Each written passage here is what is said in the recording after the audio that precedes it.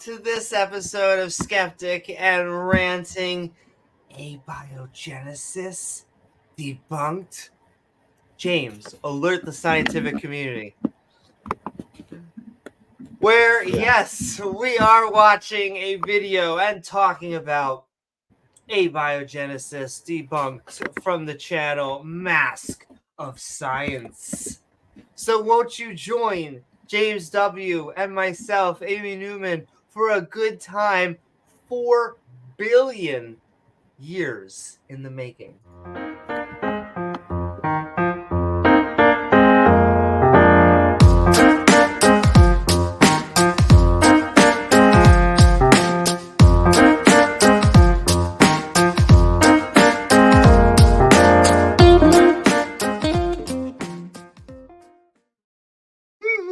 That's right. I want to thank you all for joining us in this Skeptic and Ranting episode of Abiogenesis Debunked. I'm looking for my props, but they're still in the other room.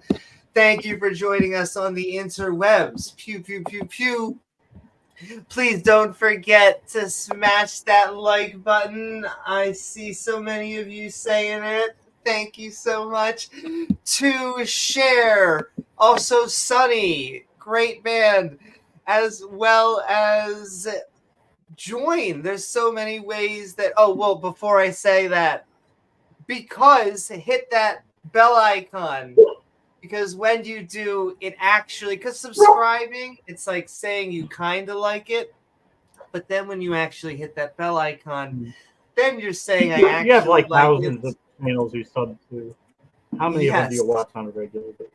And I mean, if you just subscribe and you actually watch the content over and over, it'll give you those categories because you are putting in the effort to seek that out and get that content. But it generally finds stuff that is sent to send me all of their stuff.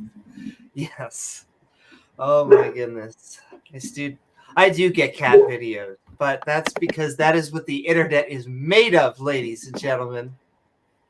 Well, it's been so long since we did a show. Why doesn't Amy lead us off with her rendition of Nickelback, one of her favorite bands? Just go ahead, Amy. Give us your favorite Nickelback song. Listen, just because you all like Nickelback and none of you want to admit it. Do it, Amy. Do it. Oh my goodness. See, but there's so many. I actually... Guy Fieri or whatever his name is. The bleach blonde tips on the hair. Just do it. Do it. Do it to us. We're ready. Gizmo's ready. Look at this photograph of Gizmo. Oh my goodness, Gizmo. But also sending so much love to everyone out there on the We Need to Hear It. I am just telling you, all right? They have been touring for a long time. They actually do sell number tickets. one. I mean, I don't know who buys them, but they managed to sell them. I am not a leader of man. There we go. See, it's weird. Like when you get put on the spot, your brain just goes, But there's a lot of good songs. Animals. Trying to think of other ones that they don't get played on the radio, but go check them out, ladies and gentlemen. But yes, bell icon, because I get to say hi to everybody. What is up, everyone out there in the interwebs as I clickety clack? What is up, Bree? What is up, Ember? What is up, Victoria and Pat?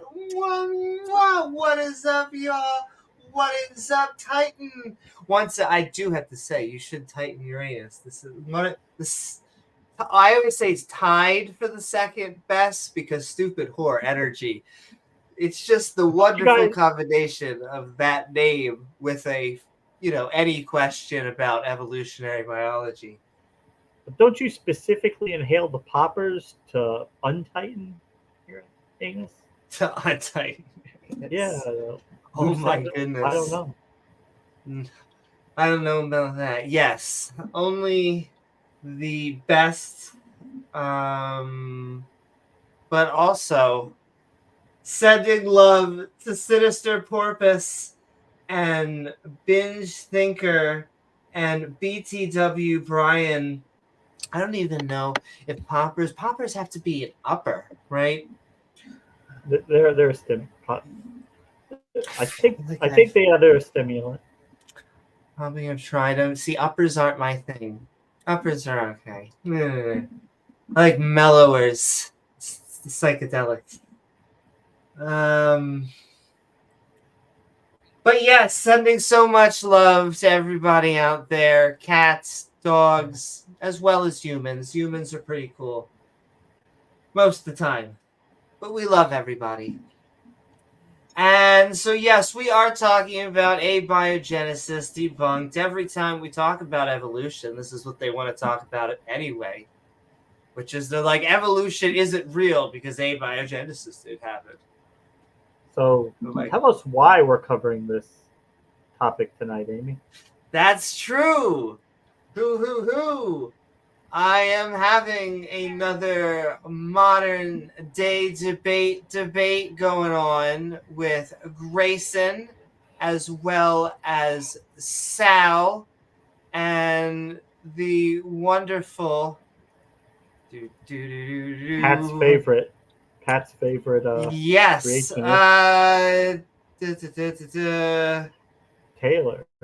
Taylor.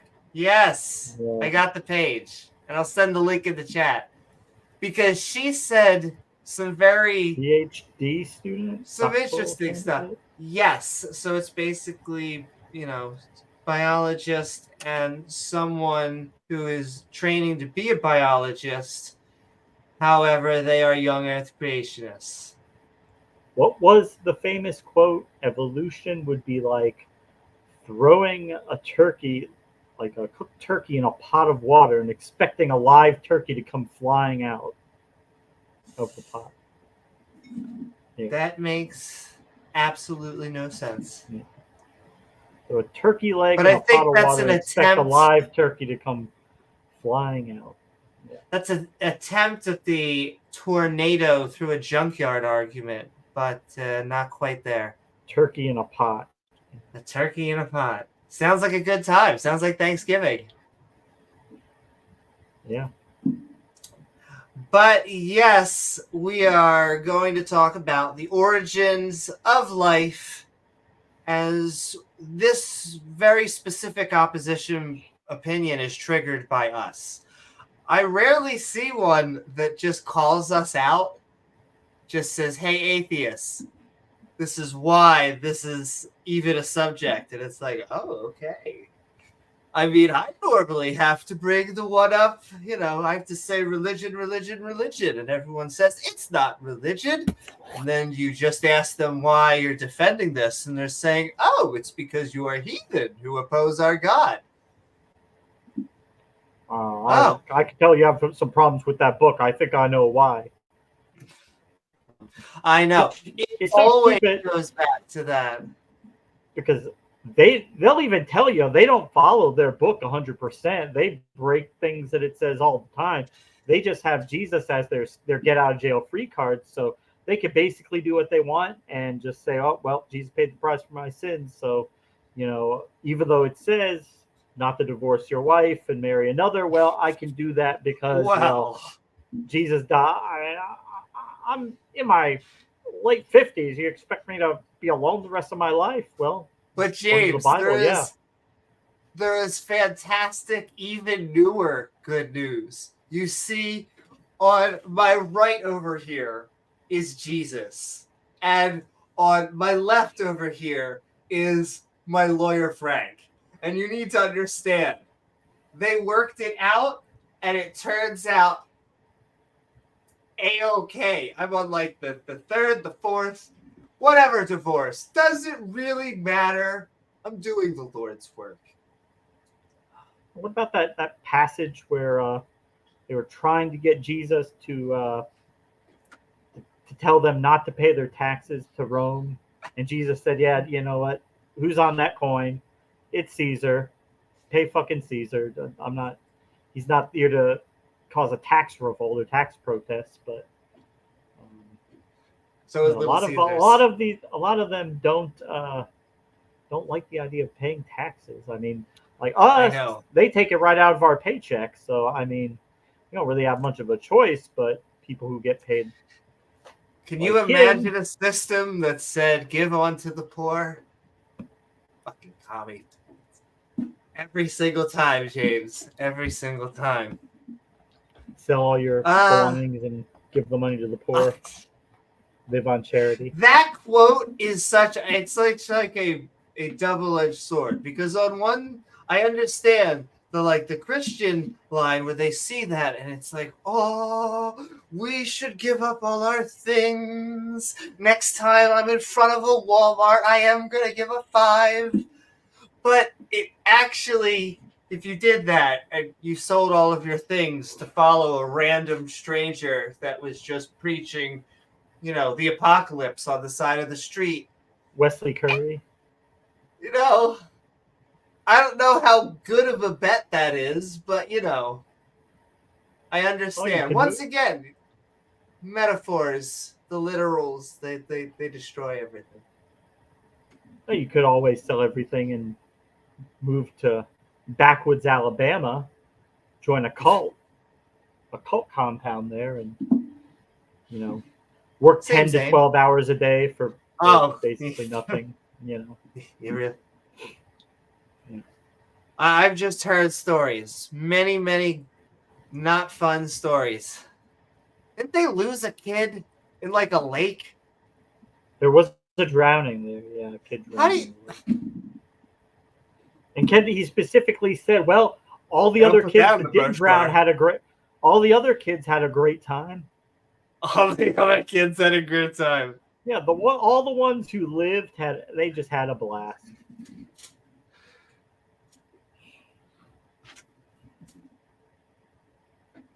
But don't go too far onto that side of the compound. That's where we house our sex offenders. Totally innocent though. Totally innocent. Exactly. He didn't do anything to those boys. By the man. He didn't do anything to those boys. Yeah. That's right. He found Jesus. Jesus went ticky, ticky, ticky, ticky, and found him. 3 dozen of them are lying. They're lying.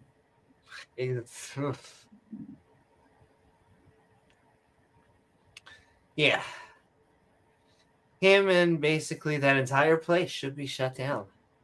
Don't know how it's open. Oh, right. James' original point. Slave labor. Jesus is their lifeguard. Titan's right. Yeah. Hey, between having a human being, between having a human being sitting there watching the kids swim in the lake, or Jesus, who's going to be better at keeping the kids safe? Obviously, it would be Jesus, right? Yes. Apparently, you can let him take the wheel. You Jesus can have him as a lifeguard. However, he doesn't fall asleep. He doesn't watch porn on his phone and while the kids are drowning. So, however, he is a gambler. And so,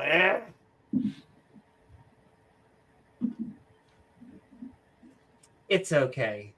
They'll probably be fine. What's up, Norfolk? What's up, everybody? Abiogenesis, though. What are they going? I wonder what would they say if we discovered life on like Europa? That's like I think the biggest one that NASA is looking at right now, because that would have had to have started there on its own, right? It would be completely unrelated to life on Earth, almost assuredly. The only relation it has is that it shares the same materials that the forming of our solar system. I wonder what they would say then. I wonder how they would try to get around that. Oh, God must have created the life on Europa. Oh, or maybe Satan did it to test your faith. There we go. That's right. They're Satan aliens. I don't know if that's a new movie, a new porn, or both. Oh, no, not Satan aliens. Demon aliens? Doesn't really flow. Now that you mention the aliens, the A word, I don't know if you remember, but about a month ago, well, it's actually longer than that. Senate Majority Leader Chuck Schumer I was probed. Oh. Issued an amendment, put an amendment forward, sponsored, that would require defense and aerospace contractors to hand over non-human technology, right? Of course, there is none, right? So they didn't care, right? But when it went to the House of Representatives, we have these very, very science-minded Republicans in the House of Representatives with sacks of campaign cash from the aerospace industry, and they just had to kill that amendment. They had to take it out of the bill. I wonder why. I wonder why. Why would the defense and aerospace industry send their bought and paid for shills to Congress to kill this amendment when there's nothing there anyway? Doesn't make sense. Not to get political and agree with you in a different way, but as an independent and seeing this was one of the least productive congressional years in one of our modern history. But that's kind of a record if you think about it. I mean, I guess you could look at it two different ways. At least they're not doing bad. I mean, sometimes doing nothing is better than doing bad stuff. I don't know. Sure, but it has been a lot of drama, I think. Though I want our episodes to be timeless. So who knows? Actually, I will say, if you're looking on this in the future, don't worry. There's always going to be strife in politics. Politics brought to you by Anyway. Yeah.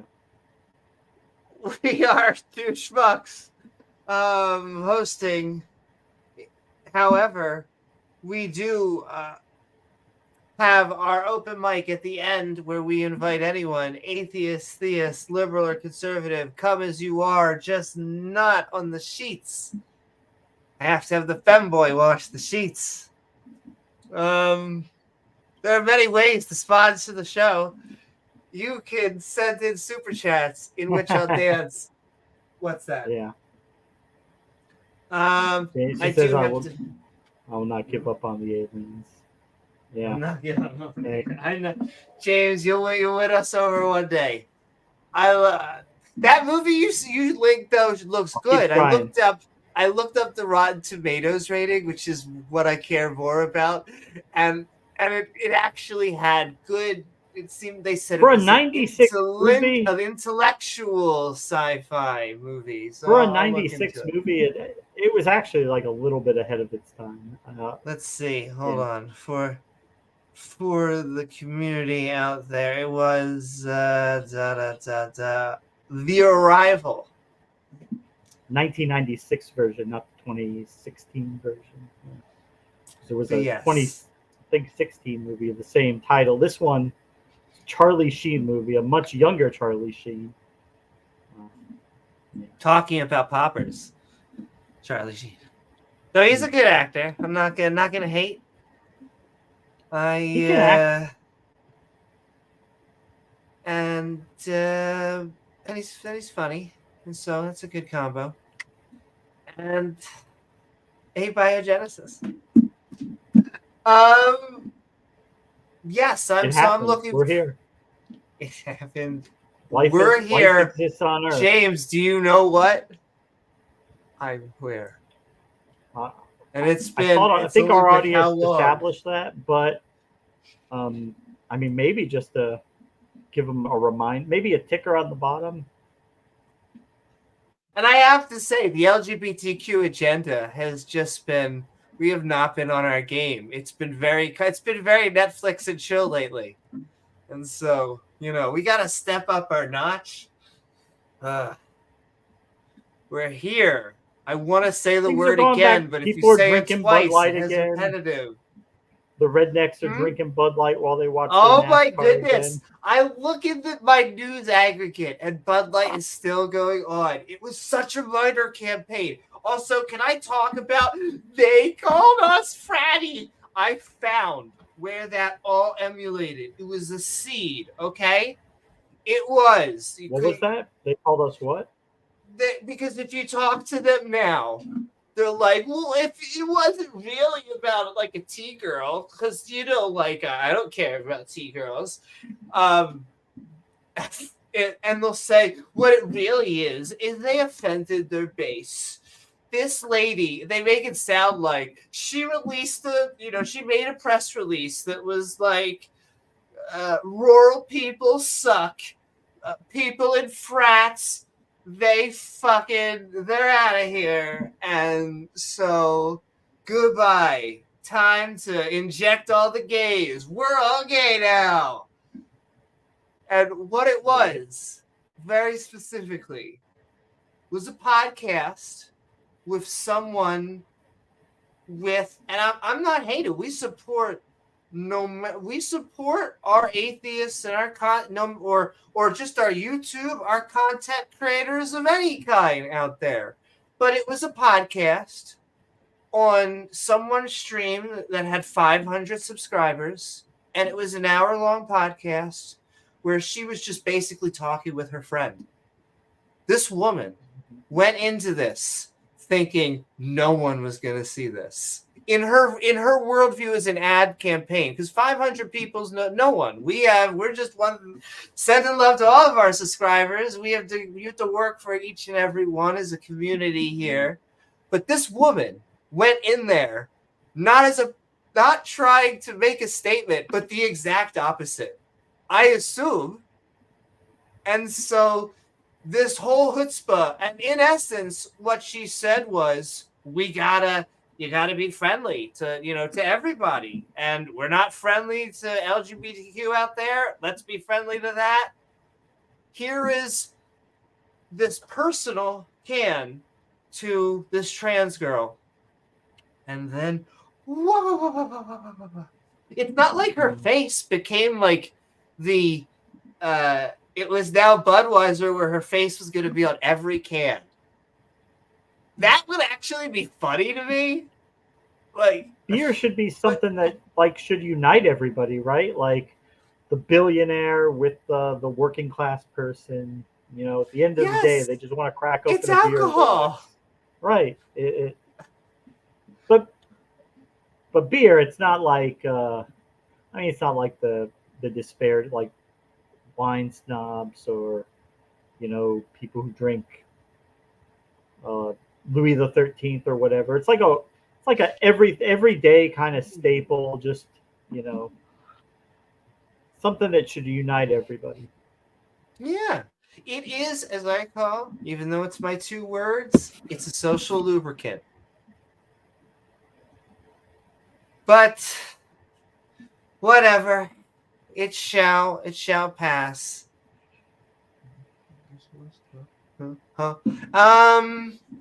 Sending so much love. Super chat. Oh, before I send super chats, because I said it's just like yes, because I like holidays. This was stolen from pagans. This was stolen from. That's why I like. I'll celebrate any holiday that has food in it. And so Yom Kippur is off the table. That's a no-go. No, and exactly. And any time that they are doing, they're fasting, that is a complete no-go. So, I get a different range of holidays. God told you not to eat? What? How much do you like this God? Not very much. Just saying. You drown babies? That better be good laka. Good mitzvah wine. Chugging that Manischewitz. There goes Amy. Hangover I like City. grape juice. I would have that better. However, I like alcohol because it gets you tipsy. I like it better. The more you hide the flavor of alcohol, the better I like it. That's why I like mixed drinks. Well, what's your like go-to? Well, up until my last experience over Thanksgiving, my go-to, it depends. If I want to get just a little bit, I like an amaretto sour. Okay, But that's if I want to get really drunk, I do a Long Island iced tea. Yeah, However, the Long Island iced tea, my goodness, maybe it was just it went right to my head. Yeah. Just shows you how much of a lightweight I am. Though, do you like gin? Have you ever tried like a gin and tonic? Yeah. Like I said, if you can add things like a cola into, but yeah, I'd be up for. I have a rule with alcohol that if it doesn't taste good, it better be strong, and if it's strong, I'm okay with it. I'll get it down. You'll manage. I'll manage. Yes. Yeah, that's a killer. You get something that's just not good and it's low proof. Well, at that point, well, that's why I have tried not to also wade into the light beer war, because that just sounds like I guess I'm not a light beer person. Like, I'm more like a beer that has an orange in it. And if there's other flavors out there, I've had, ones that have limes. You put a fruit in it, then it tastes a little bit better, and I probably would like lambics, beers that have like a stronger fruit component. And I wasn't trying to give a shout out to Blue Moon, but Blue Moon. But yes, I also get this. We were on here, so. Yeah, we do have to. It's probably going to be in a little bit of a. We also in the coming few weeks we do have another round. We're working on a date with Kent Hoven. Yes. With K5X72. Oh my goodness. If for no other reason other than debating Amy will trigger him, and it'll annoy him having to look at her on the screen. So therefore it's worth the time. Yes. Well, I'm immune to, I think, some of their tactics. I mean, no one's perfectly immune to anything, but the cheap shots that they like to go for are what get me excited. And so it's like a different vibe. I almost want them to go that route, but he hasn't. The past 2 times, he has been on his best behavior. He's been a good boy. Haven't you, Ken? Oh, I mostly kid. Maybe that's what he needs, a dominatrix. Instead of, somebody to keep him in line. Yeah. Well, it's been probably going on 6 months since Matt Powell left him. I mean, he must be lonely. Exactly. Must need another boy toy. No pacifier Don't we all? play.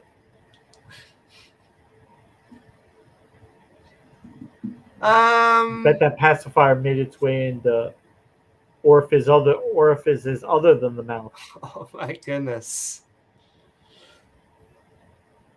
James. Look, Matt. Look what I got stuck in my ass.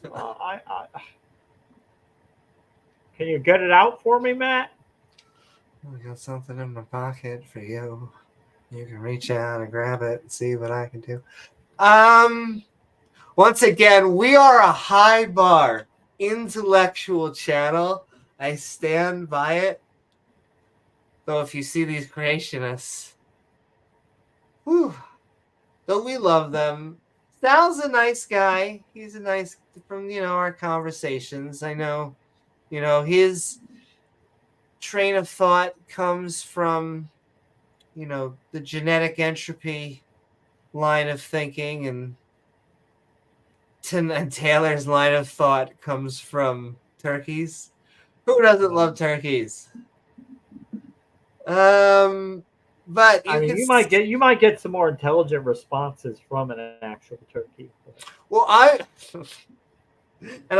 excited to see what she is going to bring up. And he would pay you for the privilege, Titan. He will pay you. He will do that and then pay you like $50. Oh my goodness! With champagne and mood music, that sounds like a great time. But I think so much love. But it does give you. It seems like a lot of the more educated ones, like Sal, they just have more intricate webs of bullshit that they spin than like Ken Hoven, he's very basic level. He's a basic bitch. He doesn't really get super technical, as far as he keeps everything base level. But someone like Sal, some of these other PhD creationists, they go in a different direction. They spin intricate webs of bullshit that have to be picked apart. But a lot of people can't do it because, yeah.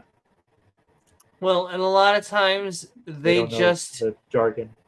Have spins on the frontier of what we are doing in science. Because, when it comes to the origin of life, that is the frontier. We are going back 4 billion years. And life seemed to have arisen quite early on. And I mean, I see good reasons to why life has arisen here. I will keep on saying that we are in a Goldilocks zone. We are in a habitable zone where we can actually have not freezing far away. We're not too close. We're not burning. We're not on fire. We have liquid water. Where we can have things like, yes, the two other things, liquid water, because water is like this really weird, unique element in that if water acted like other properties, like if it froze from the bottom up, life would not exist. Because then, just think about it, all of the fish, all of the organisms, they would just die the first time that it froze up. And so, because it freezes from the top bottom, we have this warm layer underneath where everything can just survive and it can be super cold on top. And then carbon. And I'll keep on saying the same joke, which I'm probably making the debate. But I stole from John Stewart, borrowed, shared, my elder.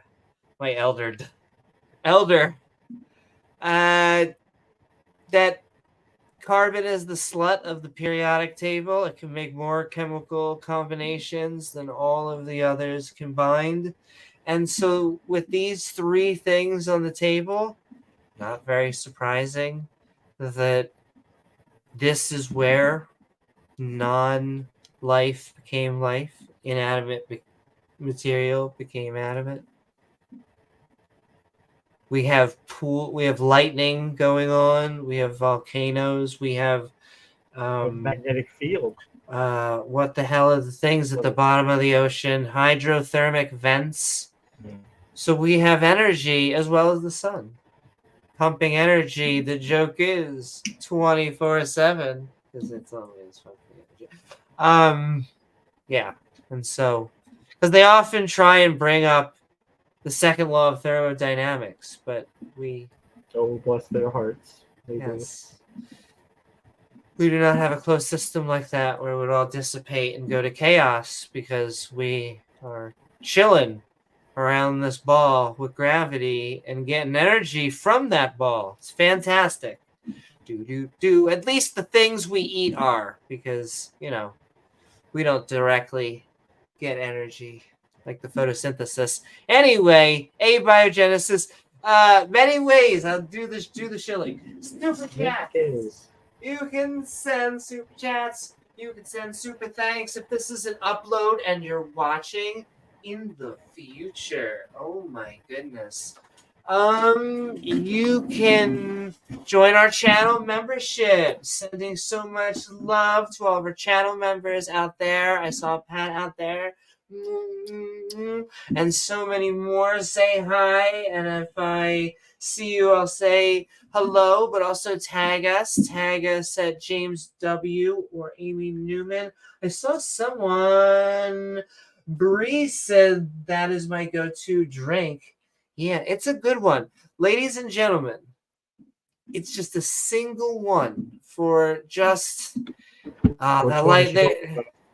Long Island iced tea. Long Island iced tea, I assume, because it just has all of these alcohols mixed together. And if you don't have a lot of money, or you're just looking to get a, excuse my French, but no, for, very fast and efficiently, Long Island iced teas, ladies and gentlemen. Bang for your buck. Sponsored by all of the women hungover with, the legs standing up. But that's okay. Sponsored by Gatorade as well for the after nights. I've never tasted alcohol. Never tasted, yeah. Just like he's never been divorced or never hit his wife.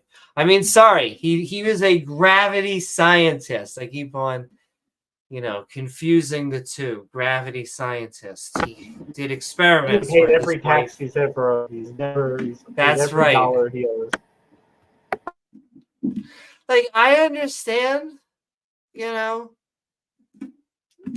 we all have to pay a little piece. I know it sucks sometimes, but if you looked at the benefits and if you just line them up, you'd go, holy shit, okay, fine. I don't understand what is with, sovereign citizens, James. I mean, they want the benefits of living in a civilized society. They want those.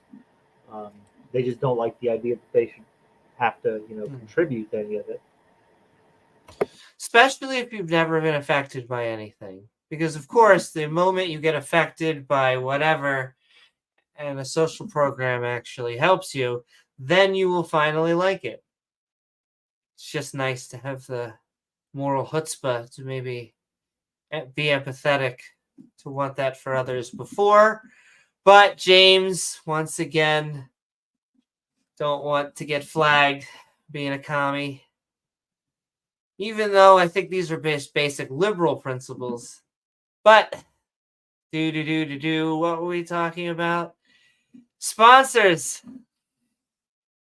What? Do it to us. You still like capitalism? Yeah, I'm okay with a market. I just don't want the market to shiv people who walk and chew bubblegum. You can support Israeli citizens and Palestinian citizens. Look how hard that was in a single sentence. That's okay.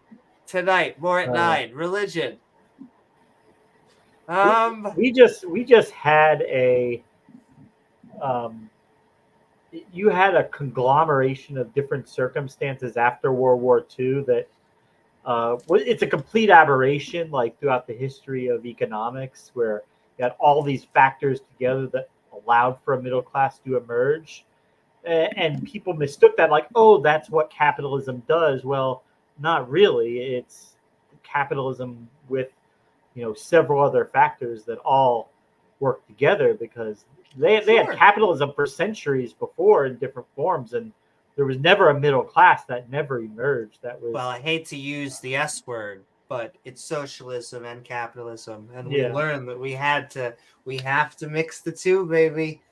It's got to be a little bit here. I mean, healthcare should not have a private motive in it. Just you should be able to go to a doctor, and anyone who says, and I know I should, James, we're getting political. I know I shouldn't be, but whatever. for what it is, my salt. Here's my it's 2 cents because I'm saying it's an opinion. There we go, the armchair.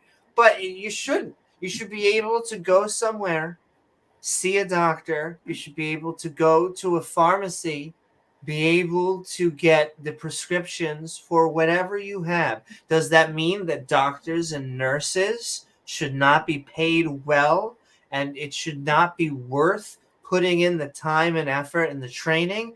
No, no, no, no, no. Insurance. What the is that? Please cut that one out, and we should just be using our tax dollars. We should be we should be focusing where we want to spend and actually allowing our citizens to not go, I don't know, homeless from having cancer. What a crime.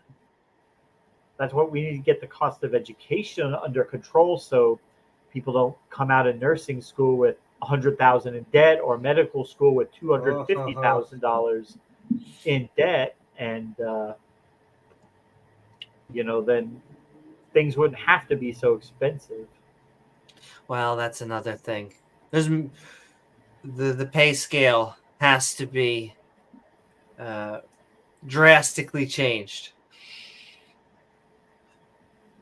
I mean, they've done it in other countries for decades. It's not that hard to do. They just don't want to do it. Now, there are good nonprofits out there, nonprofit schools that will actually give decent prices, but there are also a lot of scam for-profit schools out there. Oh boy, that are just looking to almost pry on young students who just have no idea what they are doing with money. Well, one thing they like to do is target veterans, get them to squander their GI benefits, chasing some degree that they'll never get, or that even if they get it, job placement in the field is like 10%. So even if you get the degree, your odds of getting a job in that field are so low. That's why you have people with bachelor's degrees working at Best Buy or Dick's Sporting Goods, because there's just no market for them. And they weren't told that. College just was willing to take money. And yeah.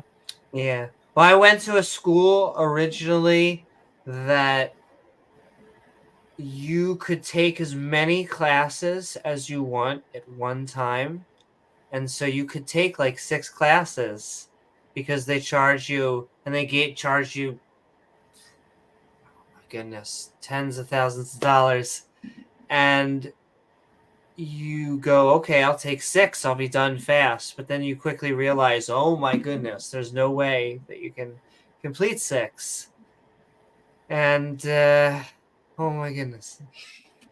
But I eventually got into a nonprofit, and then I ended up having a more structured system, and I fell in love with academia again, and now I teach.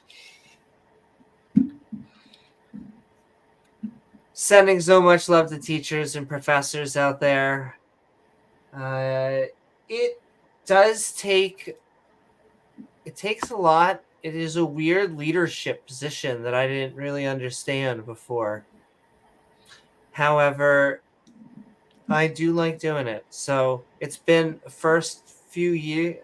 It'll be my first year as a professor at the end of this semester. I think I have one more semester and then I am almost halfway done the first year through teaching. And so it'll be 1 year. But I am a newbie. But it's exciting. Shilling. James, did I ever tell you? I don't know if anyone has ever told you this, but I may have ADD. I heard someone say that before. I haven't seen a lot of content from him. Kind of hard to hear. Like his mom kept calling him from the basement. Gary. The guy in his mid-50s living with his parents. And he's an asshole. No one wants Yeah, to be yeah. friends with an asshole. That's what it really is. But Like you but could think of Amy, the yes. he's an asshole, but he's an asshole for Jesus, I'm an and that's what makes asshole. it I important. know exactly. You're an asshole An for asshole Jesus. for Jesus. That's what makes it important. Being a dick for God. Right. Ah, yeah. Blowjobs for Jesus. It's just it makes other Christians have a harder sell. I feel like because people just learn your shtick. He learns a shtick, which is basically a yes/no pattern that you can sit there and write out, and it surprises new people. This is not just him. This is just the pre-sup playbook.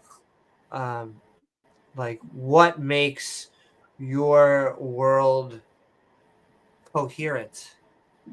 And I mean, for me, and when I think most people hear that, they go, "Oh my goodness, what makes my world coherent?" And you go, "Well, my brain, your brain, it's an organ right there."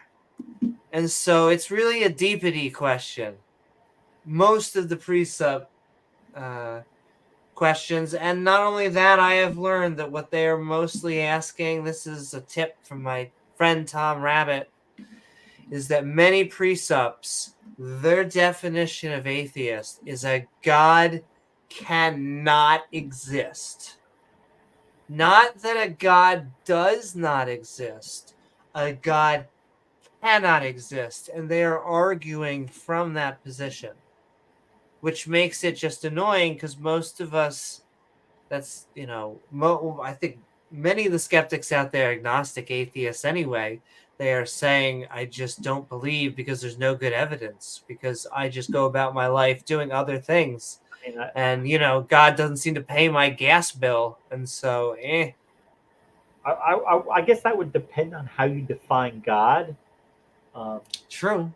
I mean, if he did it, he would just be like a physical property of the universe. Like he would just be this being that came into existence through quantum fluctuations randomly, and he just happens to be endowed with all these supernatural powers and an ability to manipulate time, space, and matter. And but here's like he wouldn't have earned anything. Like he wouldn't have worked for this. So this is nothing that like he achieved. It just he just got bestowed all these powers, and so now he's like, well, shit. Yeah.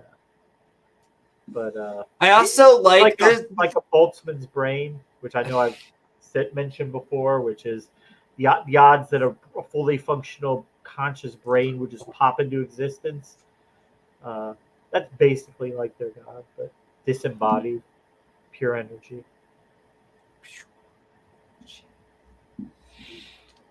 And I'm going to get through this. We have membership. Yes, you can hit that join button. It has our evolving badge system. Evolution triggers them. Evolution triggers them so much that we're doing an adjacent subject to us. I say adjacent because evolution is a fact. It is both a fact and a theory, because it is a framework of facts that explain a phenomena. However, it is a fact that things evolve. It is the biological cornerstone. Abiogenesis is the frontier. We keep on going back and back and back and back past Luca, the last common ancestor, trying to figure out the origin of life.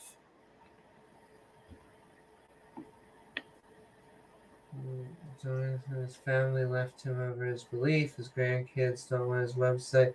Yeah, he's an asshole. I think, and once again, just to make it universal, because I think it's bigger than him, I think presuppositionalism makes people an asshole.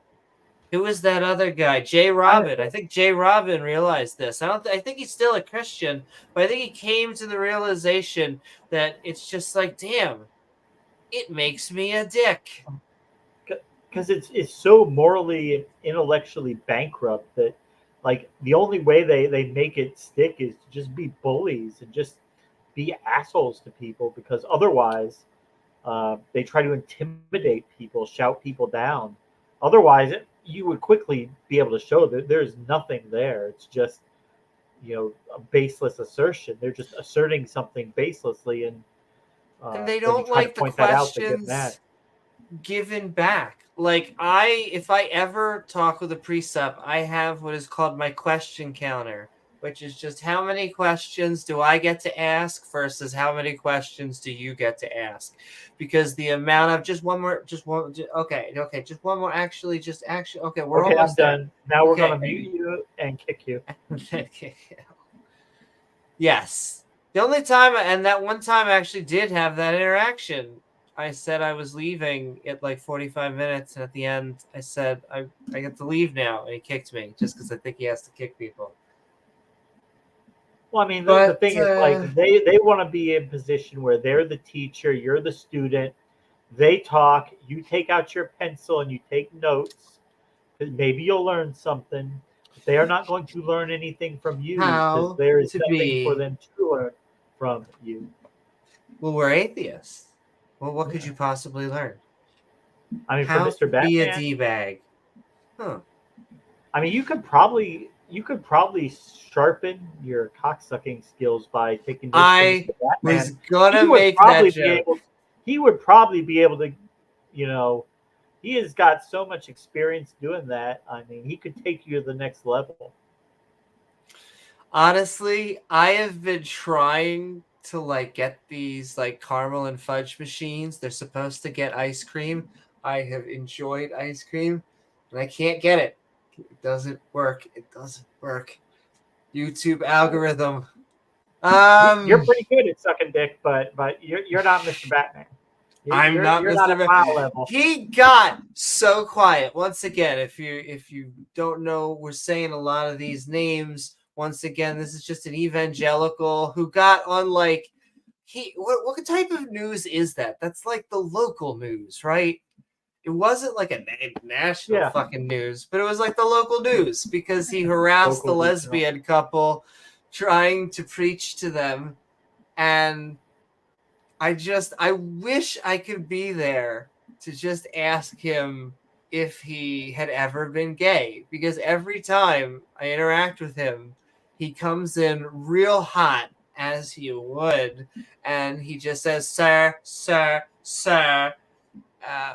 And I just love asking him how many he's put in his mouth, because he gets really quiet.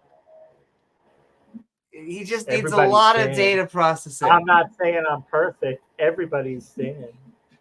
But James, I feel like you would need less time to answer that question. I feel like if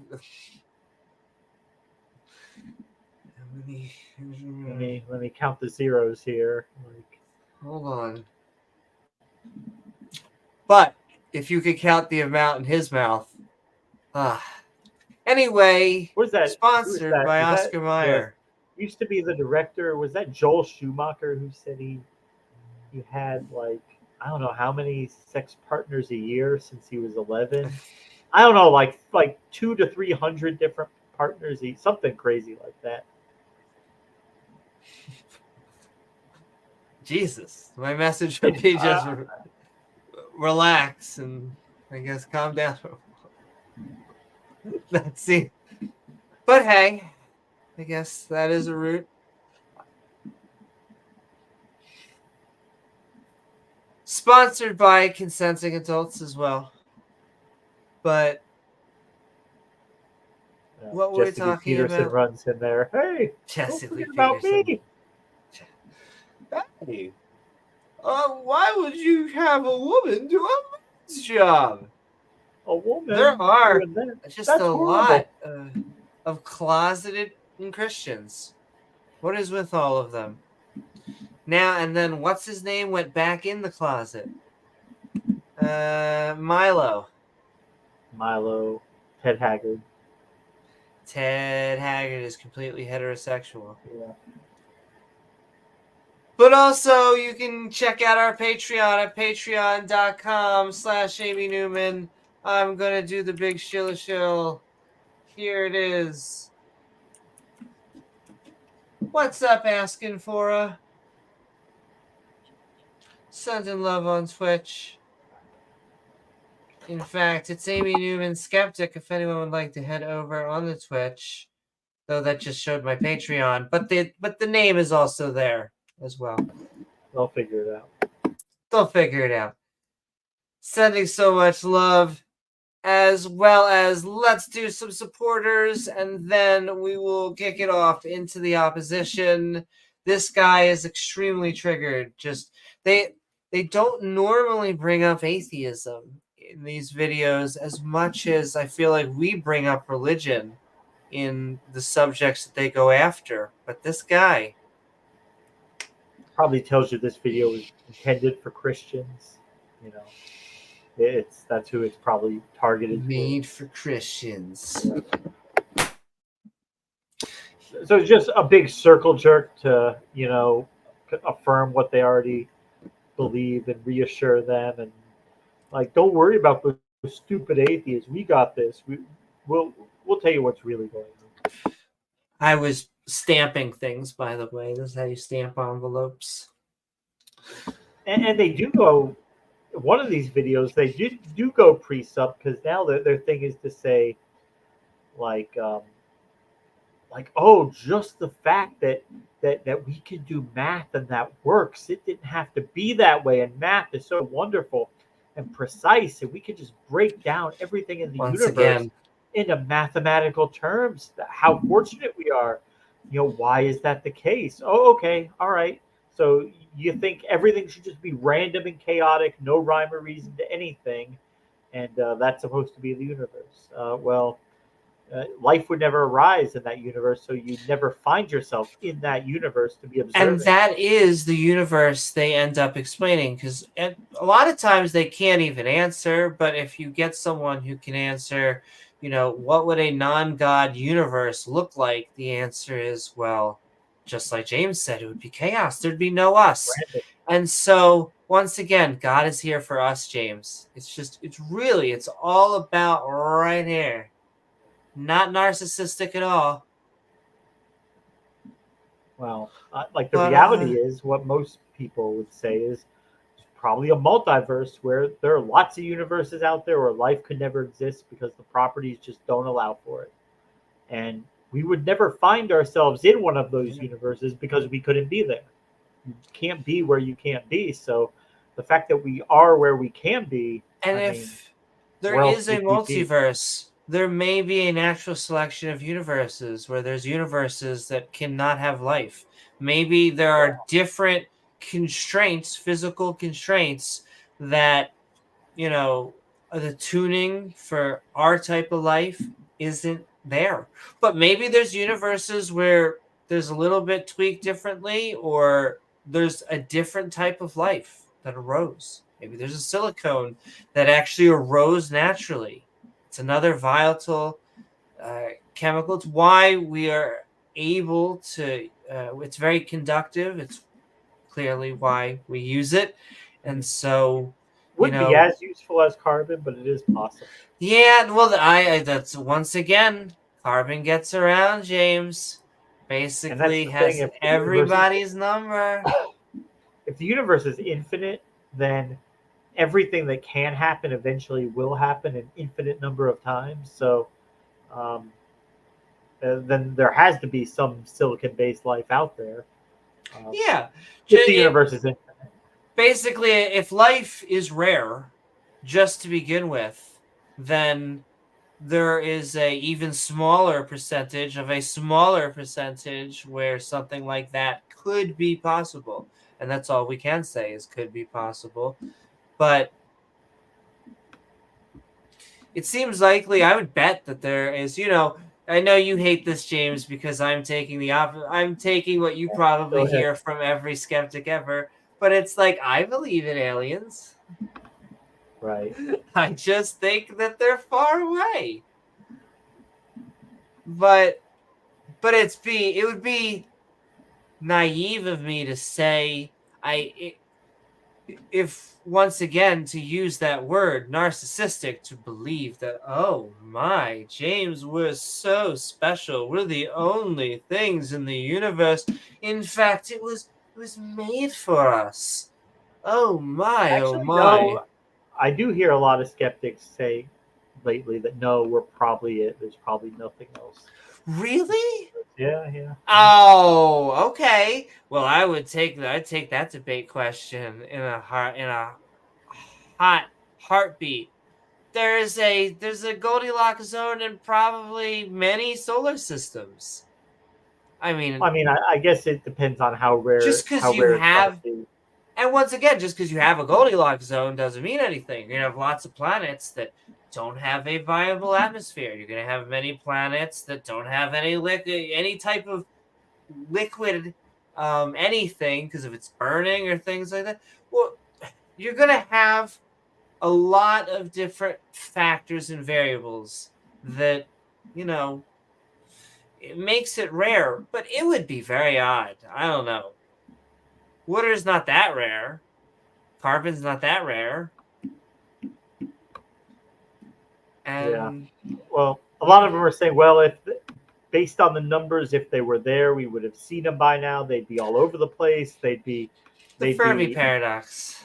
you'd be seeing their technology. They'd be building Dyson Yeah. spheres. They'd be, colonizing galaxies and doing all I this stuff. disagree But with that. So yeah, I disagree with that because it even builds into the fact that if there was just another species out there that was as smart as us, then they would have met us right now. But we can't fulfill that category for yeah, another species. So why would we expect that? I want to remind everyone out there that we basically stick around in a low Earth orbit because a good amount of our population, when we say, hey, we should go out to space, the answer is, oh, what do we even do that shit for? And I shouldn't do a Southern accent and stereotype. But they very much are adamant against, not going out to space. But, no. I mean, clearly that is. we've been only been really sending out detectable transmissions for a little over 100 years. So anything outside that range, they would never have known, 100, light years. They would never receive our signals. And Yeah, who no, knows I how very long they'll much. be perceptible before they degrade down to I where think they're it's just noise. I understand why the Fermi paradox, if you don't know where that is, what that is basically saying, where is everyone? Why isn't there's been someone? Because if you were to look at how early, to almost go back on subject, how early life formed on the planet, well, we're, I think, a second or third generation. As Third, in, if we're third, that means yeah, that third. the second generation could have had the heavier elements by then. We've already had one death and a supernova cycle. That's how you get the heavier elements from bigger stars dying and exploding. And so there should have been life already for billions of years, even before we were here, and then we're here, and then there was billions of years for them to become advanced civilizations, advanced enough for them to say hello. So why hasn't that happened? And I will continue to say, because we underestimate just how in big spaces, while it expands, how big it is to travel in space, how big it is to travel with living organisms, just how much of a volatile freaking environment it is out there. And so you really have to take, something with us. We have to go away from our rocket ships and become spaceships and truly be able to get out there. And you have to get through the politics. You can have a smart civilization. I continue to say this, as much as ours, and still not be able to fill that requirement. So I think at least for me, we should be able to fulfill that before we ask why hasn't someone else fulfilled that. So I agree with you on all Well, that. there's different answers on it. Sure. That's why some people postulate, well, then interstellar travel is just impossible. We'll never do it. Nobody's ever going to do it. It's just absolutely impossible. That's another extreme. That's another one that they throw out. I mean, to me, it makes sense that they would probably be not wanting to broadcast their location, because that would be kind of dangerous in a way to put out a big beacon and say, here we are. Yes. I guess it depends on the civilization, but it's an engineering and a biological problem. It's that, if it takes 200 years to get to another planet, are you going to get on that spaceship knowing that hopefully it's your great grandson that is the one that gets off there? I mean, it's got all sorts of logistical problems that you gotta. Well, that's why they would probably use synthetic life. That's why a lot of what they're claiming now is the aliens we're supposedly we're interacting with, according to the claims, is not the actual them. They're just life forms created to. We're putting giant asterisks, YouTube. Giant asterisks. Yeah. James, I love you. That's the claim. Is that they're engineered. They're not naturally occurring organisms. The claim is that they sequenced their DNA. They didn't have any junk DNA. It was programmed exactly like you would make DNA if you were engineering an organism, not one that evolved over billions of years. You got to do it at a home kit. You got to have a home kit. Makes sense. I'm sending so much love. Hey, listen, if there were synthetic organisms that were aliens, I would want to know. I will say, I guess the alien war would be on.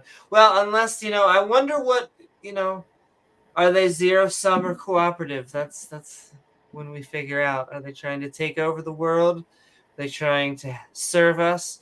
Or are they trying to serve us as food? Just a shout out to what the fuck? Twilight Zone. There you go. The mystery meat is human. The mystery meat is human. Ah!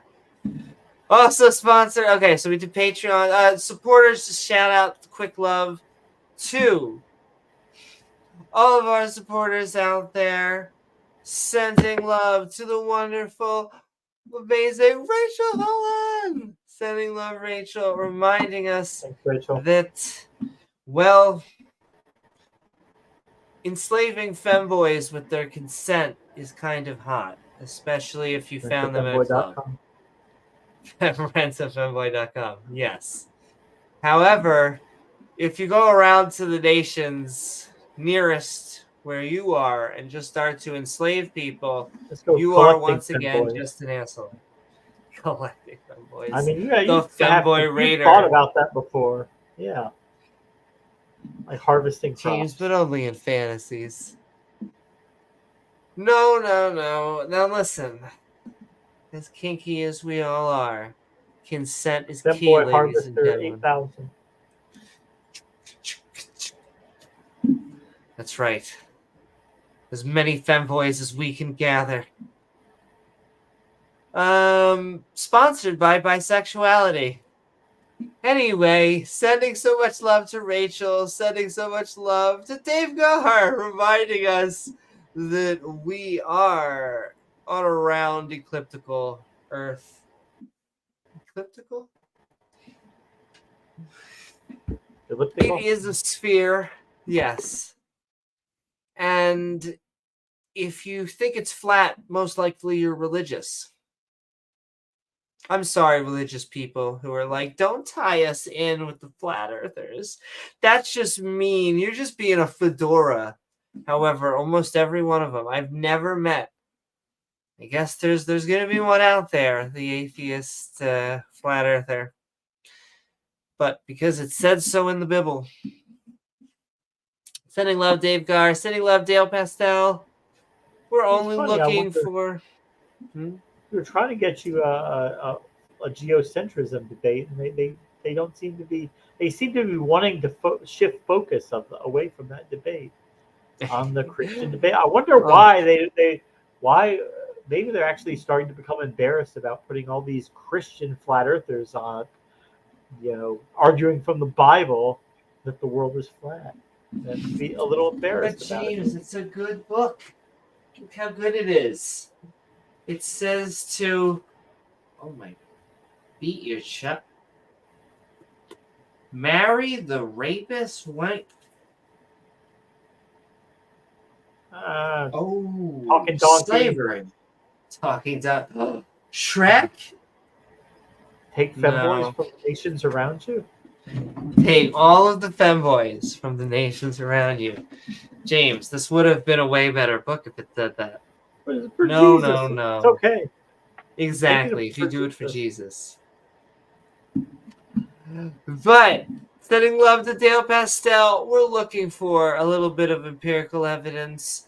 It kind of triggers them when we ask for empirical evidence because they then say, well, why would you expect empirical evidence from a supernatural being? And it's like, shouldn't that be easy? Isn't he everywhere? He can do anything at all times? Yeah. Well, yeah, but why should he do it for you? But I mean, he used to give empirical evidence. He used to do it, and the people that saw it, they wrote it down in a book. So you just have to read the book and then believe it. And then you'll understand all the empirical evidence they got.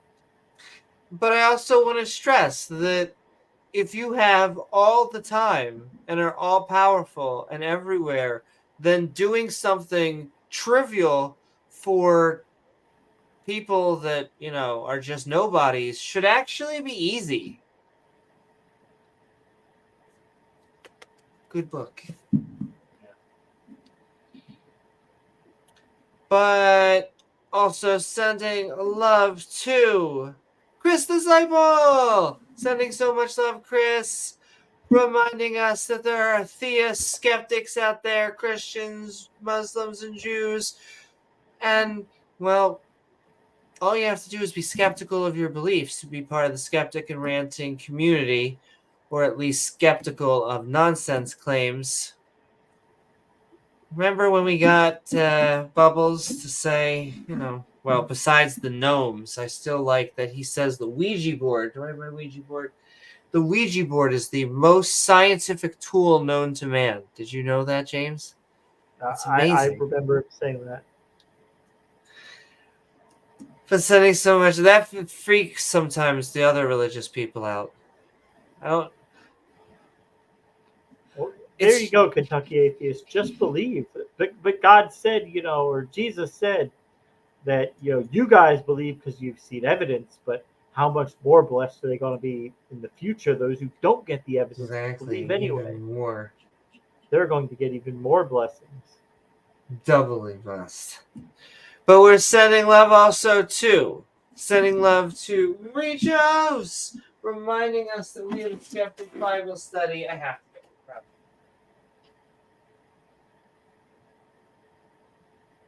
Oh, I should just bring these in here. Oh my goodness. But reminding us we have a Skeptic Bible study. They talk very old-fashioned, as they should, unlike the Book of Mormon, who it was just written 200 years ago, and he talks like it was written 2,000 or plus years ago, making it somehow even more of a scam than the Bible. Because the Bible's full of shit, but it was written by goat herders, so they actually most likely believed more it. of an excuse. Yes. We don't blame these people. This is history. These people were doing the best that they could with the time. What we're trying to fight against is the people who believe it now. because now there's really no excuse except for, well, indoctrination and, you know, a bunch of other maybe social issues. But, you know, we're trying to offer alternatives so people can also escape. But still sending love to Chris Disciple and Rejos and Dale and Davegar and Rachel, and last but certainly not least, Ian Davenport. Sending so much love, Ian. Sending love to, I keep on saying this. I asked this of the skeptics out there. Please tell me in chat, because I thought I was crazy when I was saying it originally, and yet I feel more confident. Are like the arguments consolidating to contingency, or at least some version of some cosmological argument? I have not heard a watchmaker in a good argument, or a good hot second. Because it's not a good argument. I have not exactly. I have just been not hearing. I'm trying to think of other Pascal's wager as much anymore. The hot thing is just cosmological arguments, and they almost tie in to presuppositionalism. Once again, being an asshole.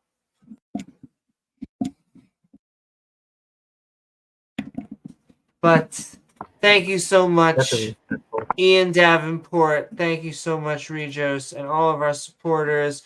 Go check out our Patreon, patreon.com/Amy Newman. So much shilling to become one and also become supporters. We have like Beamsy. Thank you so much. The Book of Mormon was on gold plates. Remember? I know. Yo, the Book of Mormon is just such a ridiculous religion.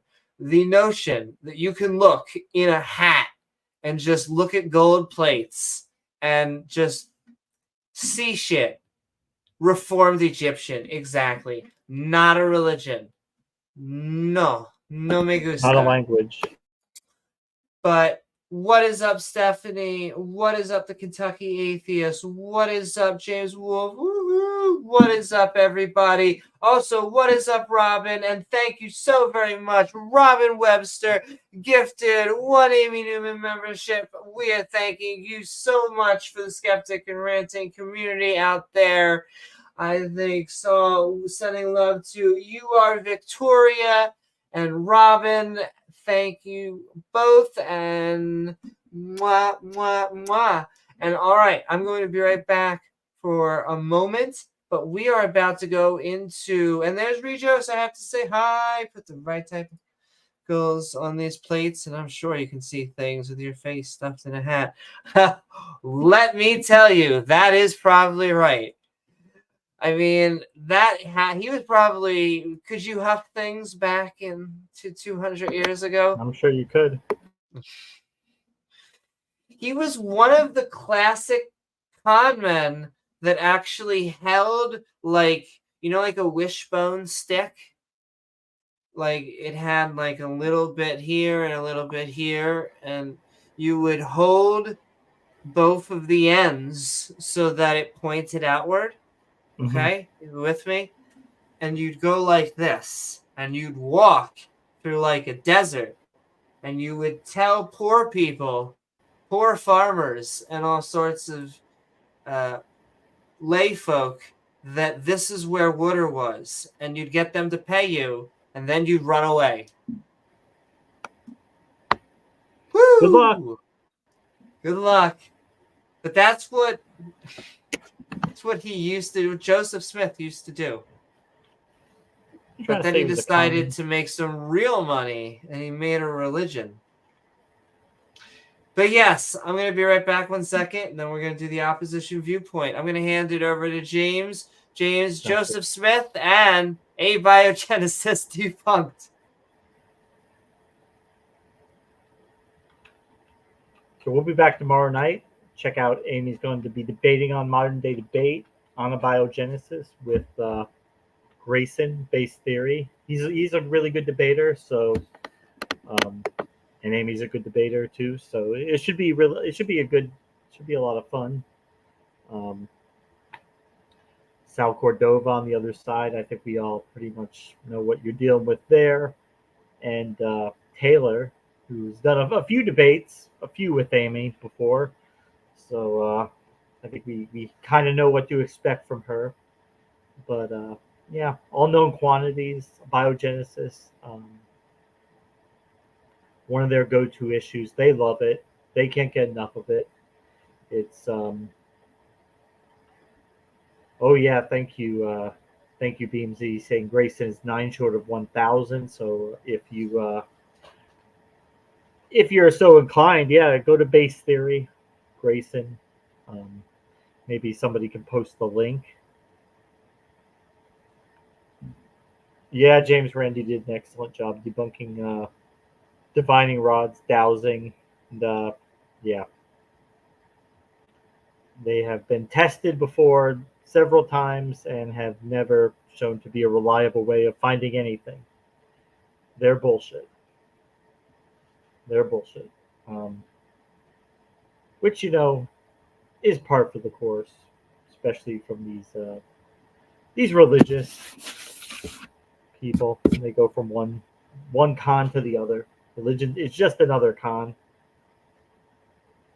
And that's like apparent with Mormonism, where it's not so apparent with other variants of the religion, but something like that, it's pretty obvious. It's a con, almost in the vein of like science. Not serious. Yeah, James Randi, we miss him. We miss him, but thankfully his work will live on forever on the internet. Well, 100 years from now, people can still be able to find his videos, his work, things that he did, and yeah, scientific investigations, hucksters, fraudsters, people trying to take advantage of other people, and what better exemplifies that than religion? I was looking back who we lost this year, and I almost forgot. In June, we lost a great man. We lost Pat Robertson this year. So, yeah, no more Pat Robertson. So every time there's something bad happens, we won't have him running to the TV to tell us that it's God's punishment for X, Y, or Z. A hurricane, an earthquake, tornado, whatever it is, it's for God. It's a punishment for this or that. Almost kind of in like the Westboro Baptist Church line of reasoning, which seems to be going extinct. These fringe groups seem to be having a harder and harder time recruiting, and it's because they don't have anything to offer. They don't, and I guess if you've been in something like that your whole life, maybe that's your inclination, but it's the next generation that will abandon these type of causes. Like 50 years from now, there will still be Christianity. There will be churches, but like the number of churches that still hold to the biblical line on things like marriage and sexuality, they'll be few and far between. Very few, like 3-4%. Most of the rest of them, they'll all be totally on board with that, because religion evolves like anything else, to stay relevant. And that is one difficulty for us, because we'd like to kill it. We'd like to get rid of it. We think that it's illogical. It's not a good way of thinking. It's not a good worldview, but it does tend to evolve and adapt to stay relevant. And yeah, it's a meme. It's yeah. But I am confident we'll eventually reduce it to a very small remnant. I don't know if we'll ever completely like stamp it out, but I'm confident that we'll get it down to to fringe levels, 1% or less. Won't happen overnight. Give it another 1,000 years, and it's because science and the secular world. We just have so much more to offer than religion. So much more to offer people, and that's why church pews are emptying, because people just realize that doesn't have really anything to offer them. You get up early in the morning, you go to a place, you pay money, you sing some songs, and then you go home. Yeah, I mean, I can think of a lot more productive things to do, and that's obviously other people agree with that because they're not going anymore. They're not getting anything out of it. And it'll start with the kids, with the young, those open to different ways of thinking, not so thoroughly indoctrinated. They'll be the ones who are leading the way. But when this generation now, when they're older, current generation dies off, yeah, it's even shrinking now. Religion is even shrinking now, but exponentially so in the future. Even though it'll change to become relevant, so it won't completely be stamped out, but it'll be a remnant of what it is now. Very few like young Earth creations. There are actually very few of them now. A lot of the ones out there, they don't seem to really want to engage. They don't seem to want to, they're not even really trying to convince people anymore. They just mentor and preach to those who already believe. Yeah, welcome back. Mm-hmm. I agree. Well, that's a lot true, of what Robin you've been Webster. saying. But Islam will have it. It's day 2. Islam will go into decline. Well, if I can be spicy, and it's the same joke. I always say we've almost, because now with all the wars and the chutzpah with that, but as far as the United States goes, we're done with the Jews because they're mostly secular and liberal. We have almost finished potty training the Christians and basically, converting them to accept, their LGBTQ brothers and sisters. And now Islam is up to bat. And, I have no Judaism, Christianity, Islam. It's all the Abrahamic religion. And so, it's the newest and it's the one to have not liberalized. And so it either needs to liberalize or secularize and la da da da da.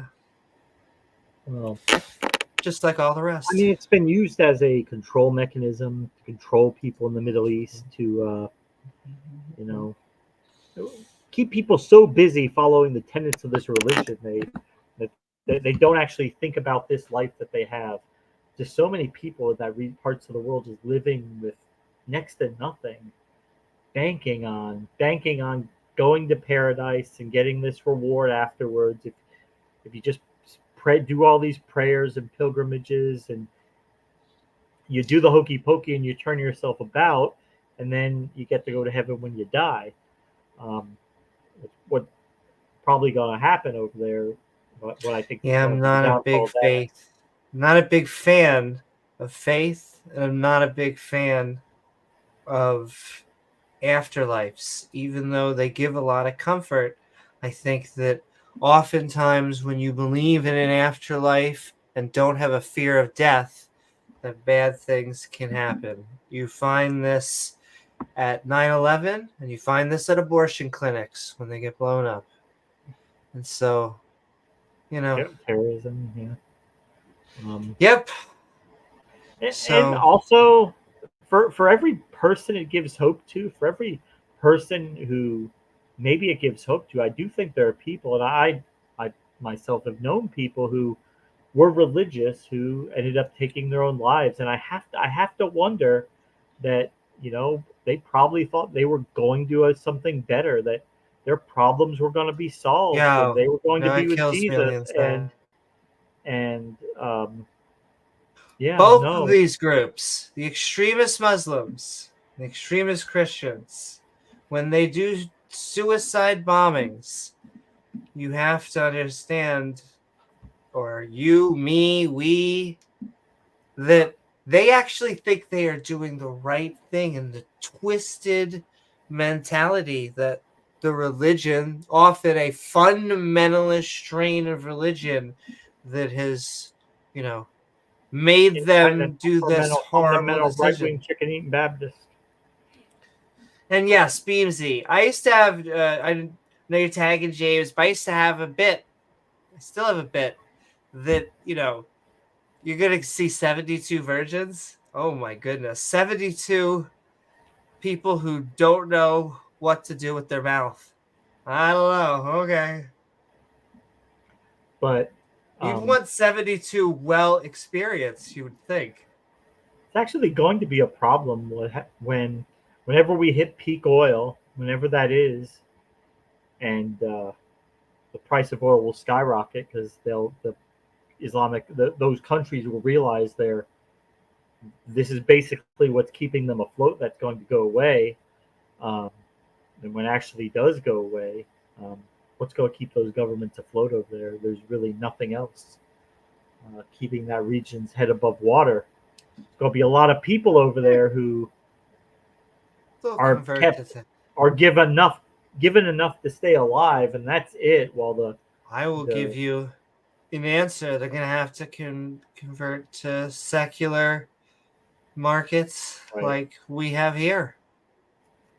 But then I am all for it, because then they'll eventually, I always say it's the PS7 versus the Torah, the Bible, and the Quran. And I think the PS7 will win, gosh darn it.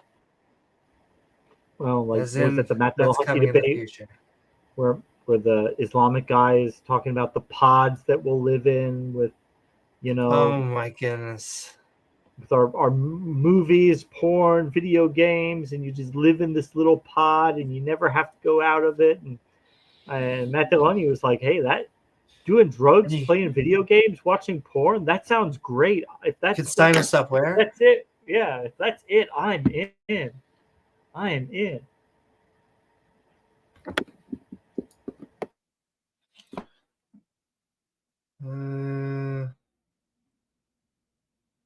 Trying to read the chat, but I don't have any context of that, so I'm not going to comment.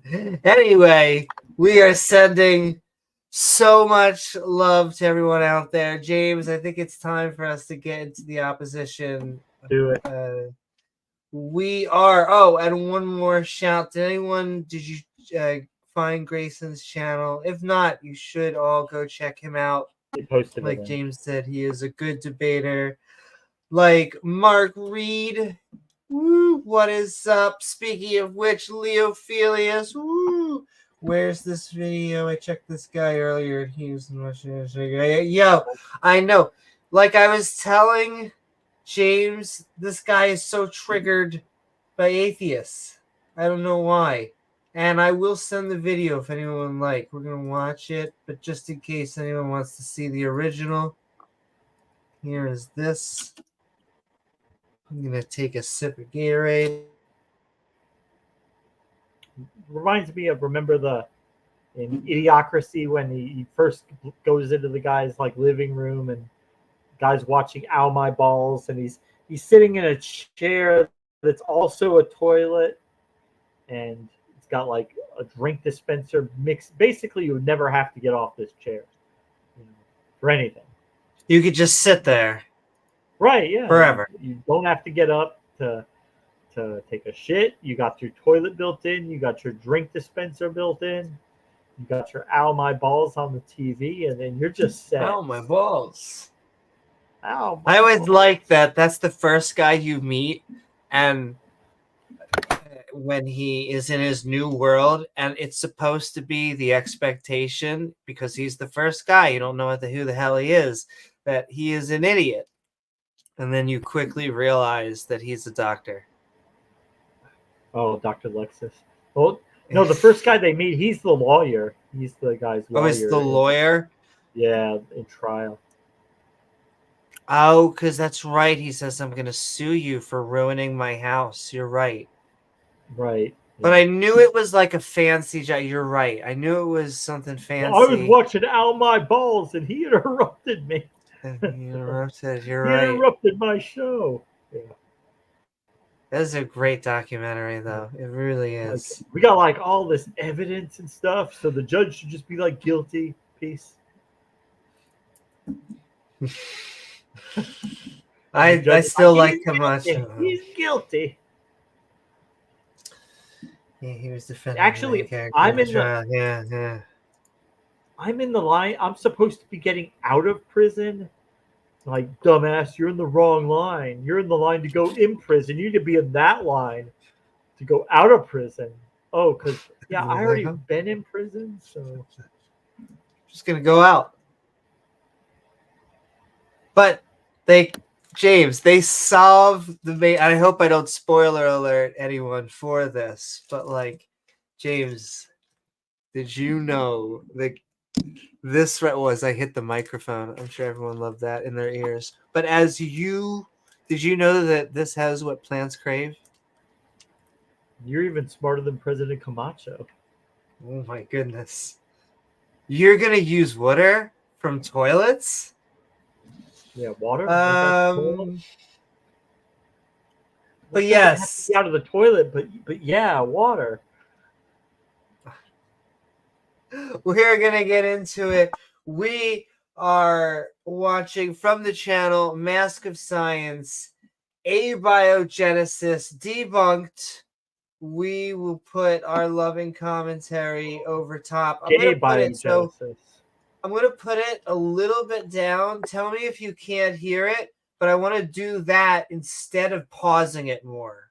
Tell me if that's better, and if you want to pause this more. If I feel like we're going to go long, I'll pause it, but I don't know. You tell us, Skeptic and Ranting community. Sending love. We're getting into it. Abiogenesis Debunked. Hi, my name is John Andlin. I'm producing a series of YouTube videos aimed at refuting the theory of evolution on multiple levels. Already, he's talking about evolution, and it's Abiogenesis Debunked. I said I wasn't going to pause it, but there we go. I'll pause it less. If you want to decisively disprove the theory of evolution, the easiest target is abiogenesis, or the origin of life. How did the first self-replicating cell spring into existence? Now, there are no answers to this. There are actually many competing hypotheses. Damn, see, okay. So only elaborate smoke screens that sound scientific. You might hear things like, it's science. We're closing in on the unknowns. Research is ongoing and new discoveries are coming out every week. Understand that research into the origin of getting life any new discoveries from religion? Hopeless effort. That's how science works. Understanding the origin of life now than we were in 1952, when the Miller-Urey was conducted. The first origin. There are now hundreds, if not thousands, of papers past the Miller-Urey. However, Miller-Urey is a great example and a great cornerstone, and we have now built upon this. Of life experiment.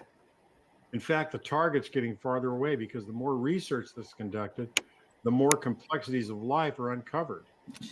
Yeah, that's how science works. We learn one evolutionary biologist at thing, and it opens up more questions. Origin of life research as a story of abject scientific failure, and also a story of omission and simplification.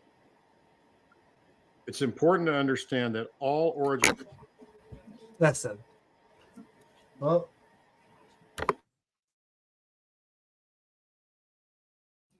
couldn't tell if they came home or I have like generated timers that go off. Oh, hold on. Yes, they are. Sending love from both Rachel and the femboy. Okie dokie, let's get back into it. But this is what I just wanted to talking about. Gary. They just got back from a movie. I'm trying to remember what movie it is. They said it was something about WWE. But I just want to point out, look at this shit. Look at this freaking shit. Abiogenesis presumes atheism. It doesn't, but okay. But I just like how they're putting the card down, like right away. I feels like it's an opposite me because they always complain that they're like, you bring up religion, about every subject, doesn't matter what it is. Well, you doing this for religious reasons? Well, yeah, but what does that have to do with anything? Yeah, no, I'm a flat earther because I believe the Bible teaches flat earth. Yeah.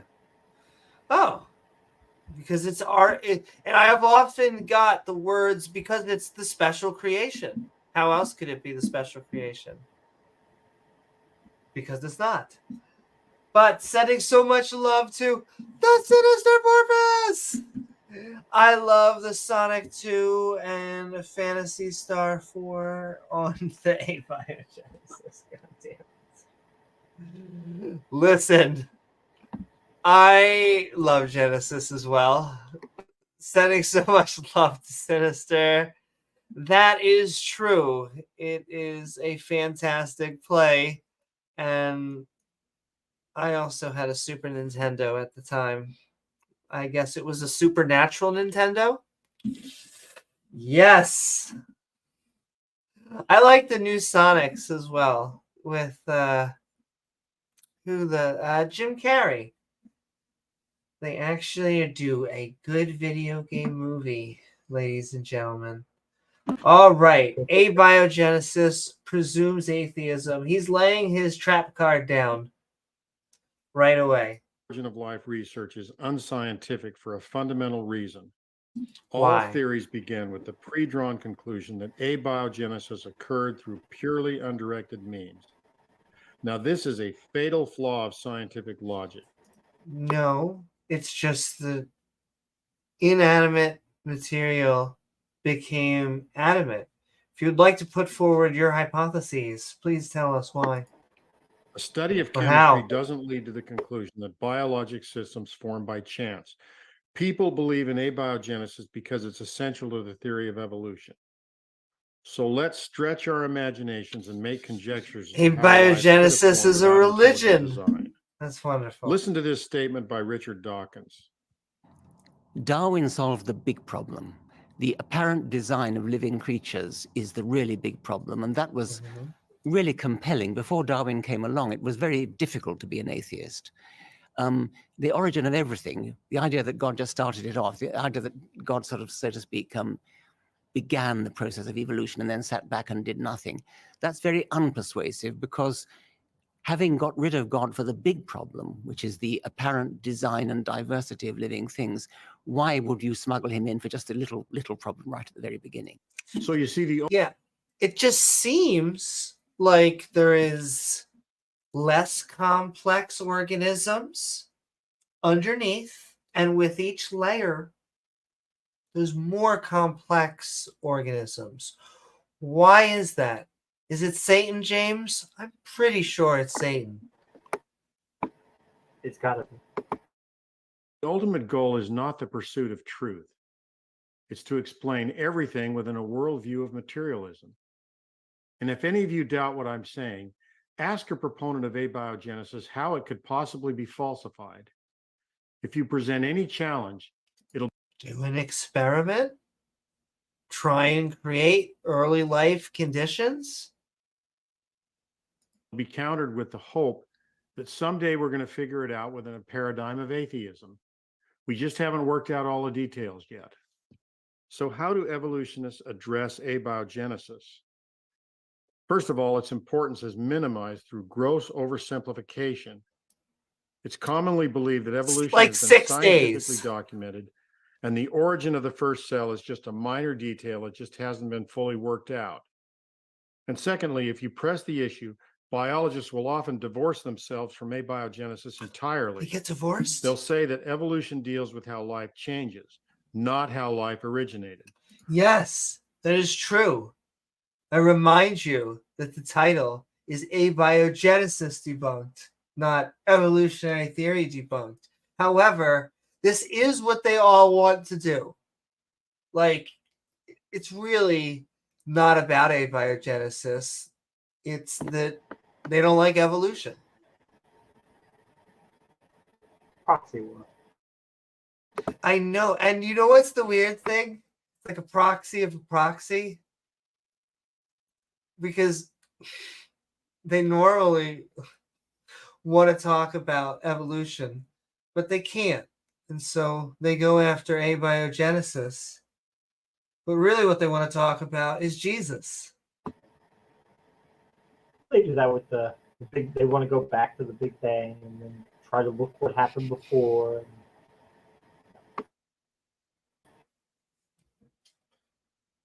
What's before the Big Bang? It's like asking what's north of the North Pole. And the answer to that is nothing. That's why it's the North Pole. If you had something north of the North Pole, that would be the North Pole. So with this line of logic, evolution is shielded. Even if you can disprove abiogenesis, you haven't disproven evolution. So the first issue, oversimplification. Evolution All origin of life happens proposals wherever life is. Continue. misrepresent the complexity of the simplest form of life. When Darwin was alive, biologists thought that single-cell life was very simple. And if you look at bacteria, even under an electron microscope, they don't look very complex. However, with the current understanding of cell biology, there's no excuse for understating the astounding complexity of life. Again, listen to Richard Dawkins. Having got rid of God for the big problem, which is the apparent design and diversity of living things, why would you smuggle him in for just a little problem right at the very beginning? Yeah. The origin of DNA is not a little problem. Without DNA, no life is possible. Now the second issue. That's not true. That's just not true. That is why many biologists propose an RNA world. That is to say that something simpler, a one-stranded type of chemical that may have been a precursor, and there may have been a precursor just to make the environment ready for amino acids and proteins. And so no. Is it logical to say that evolution has nothing to do with abiogenesis? There are two main problems. It's not that it has nothing to say. Okay, I get it that at this point you're going to see I'm pausing it. I can't help it. But evolution is a fact of nature. Wherever there is populations of living organisms, evolution is going to happen. Now, abiogenesis is about the formulation, the origin of life. They are two different subjects. They may be adjacent or related, but they are not the same. Problems with this logic. First, the theory of evolution claims that there is no designing intelligence. If abiogenesis is impossible without a designing intelligence, then a fundamental tenet of evolutionary theory has been refuted. Triggered by atheists again. All theories of abiogenesis presume that modern bacteria were preceded by about 1 billion years of evolving, self-replicating life forms. Yeah. So if you restrict evolutionary theory to life beyond bacteria, which is what they do, you're excluding about 1 billion years of... I like how he just includes all, like the entire circle of life just in here. But yes, you have a habitable world. You have prebiotic synthesis, so you are basically getting the environment ready. It is able to eventually come together right now, polymer.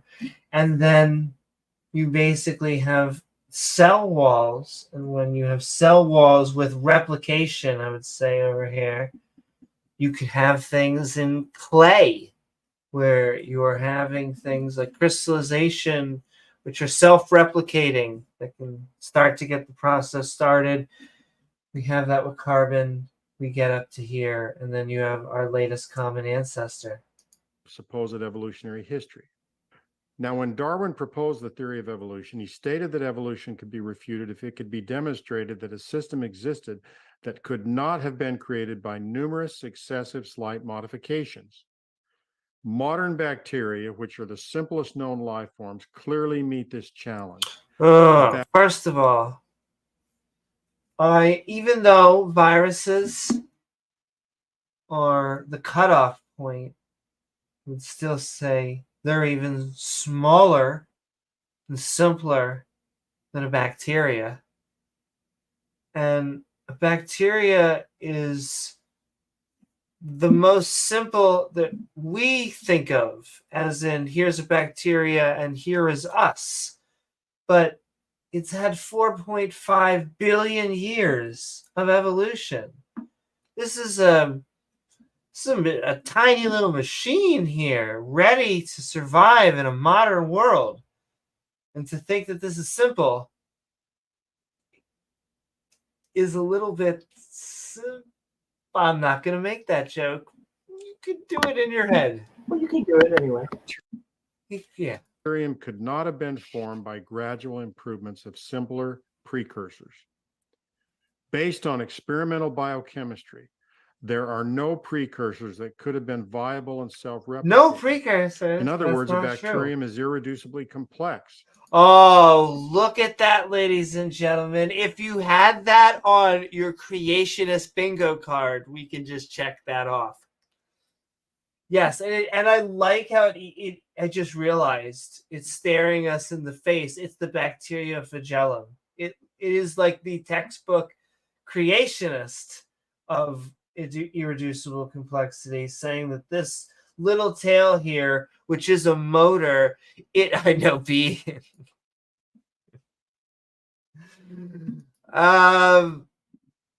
Yeah, and so this little flagellum here, they're saying, is basically, because it's a little motor, it couldn't possibly be anything else, or it would have died if it didn't have this motor. Once again, the body is resilient, and we have a lot of things that get used for other mechanisms in other organisms. You cannot diminish or remove any of its functional components and still have a living organism. I forgot to say hi to Nevertheless, biologists imagine that single-cell life Big today Bad Mama is simple and could gradually form through incremental steps.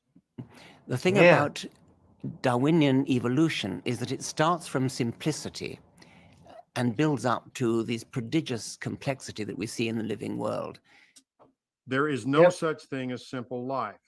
That paradigm is based on the 19th century. Doesn't that contradict what he just said? All right, whatever. Hunch that bacteria are simple when they are extremely complex. An important principle of biology is that all cells are essentially equal in complexity. There is no evolutionary sequence of increasing complexity from amoebas to human cells. So the idea is that cells evolve from... I just heard, did he say amoeba? Because their triggering thing is amoeba. He sure did. Okay, because once again, I want to remind everyone that there are amoeba in every branch of life. That there are, how should I narrow this down? There are amoeba in every branch of multicellular life that I know of. There are amoeba that exist as animal branch, as fungi branch, and plant branch, branch. As they're the amoeba kind. And so it is just strange to me why they believe that amoeba is this triggering thing. From simple to complex. This was popular in the 1800s, but it's a false concept of biology. Now, there are two big problems with all proposals of origin of life. First, no proposed precursors to bacteria can be shown experimentally to work, and they're not even conceptually plausible in any specific way. Plants. And my second, brain even if you could show that such just a shut down was for a functional, second. there is no explanation how its individual components could self-assemble in a prebiotic world within the constraints of known laws of organic synthesis and mathematical probability. Now you'll hear words like protocells or prebions. These sound scientific. Understand that these are imaginary entities that cannot be shown to be viable. No one has ever manufactured from the ground up anything that could be construed to be a self-replicating pre-life precursor. Well, no, in the million-year experiments, we were able to get precursors to life. Just because it may have taken many events, and it may actually take many experiments, and sometimes even different experiments to show different factors over the time, doesn't mean that it didn't happen. In other words, no one knows what a protocell would actually look like. It's an imaginary entity with a clever label. Now, some of you might not know much about organic chemistry and might be intimidated by what you hear. Things like autocatalyzing molecules and hypercycles, or the spontaneous formation of RNA tetraloops. You might hear things like simple sugars or amino acids have been found on meteorites. Hence, the building blocks of life can form naturally.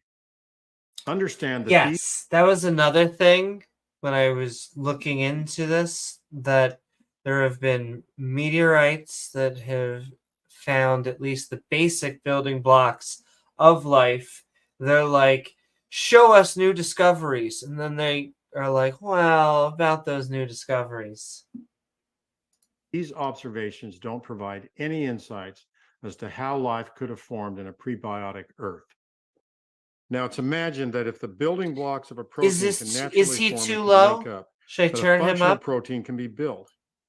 This is like imagining that if bricks could be formed and a crude process of organization could be discovered, like say a chimpanzee stacking bricks, that millions of chimpanzees could construct skyscrapers if given billions of years. Research into abiogenesis always focuses on the small questions, like how amino acids can spontaneously form and polymerize in a prebiotic world, or how fatty acids could form under the right conditions and could coalesce into aggregates to form primitive cell membranes. Every origin of life theory ignores the fundamental question: how did the first DNA molecules self-assemble to result in a functional genetic code that could self-replicate?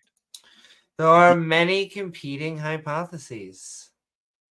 Once again, it's hard because whatever organism or organisms were the first life has been eaten.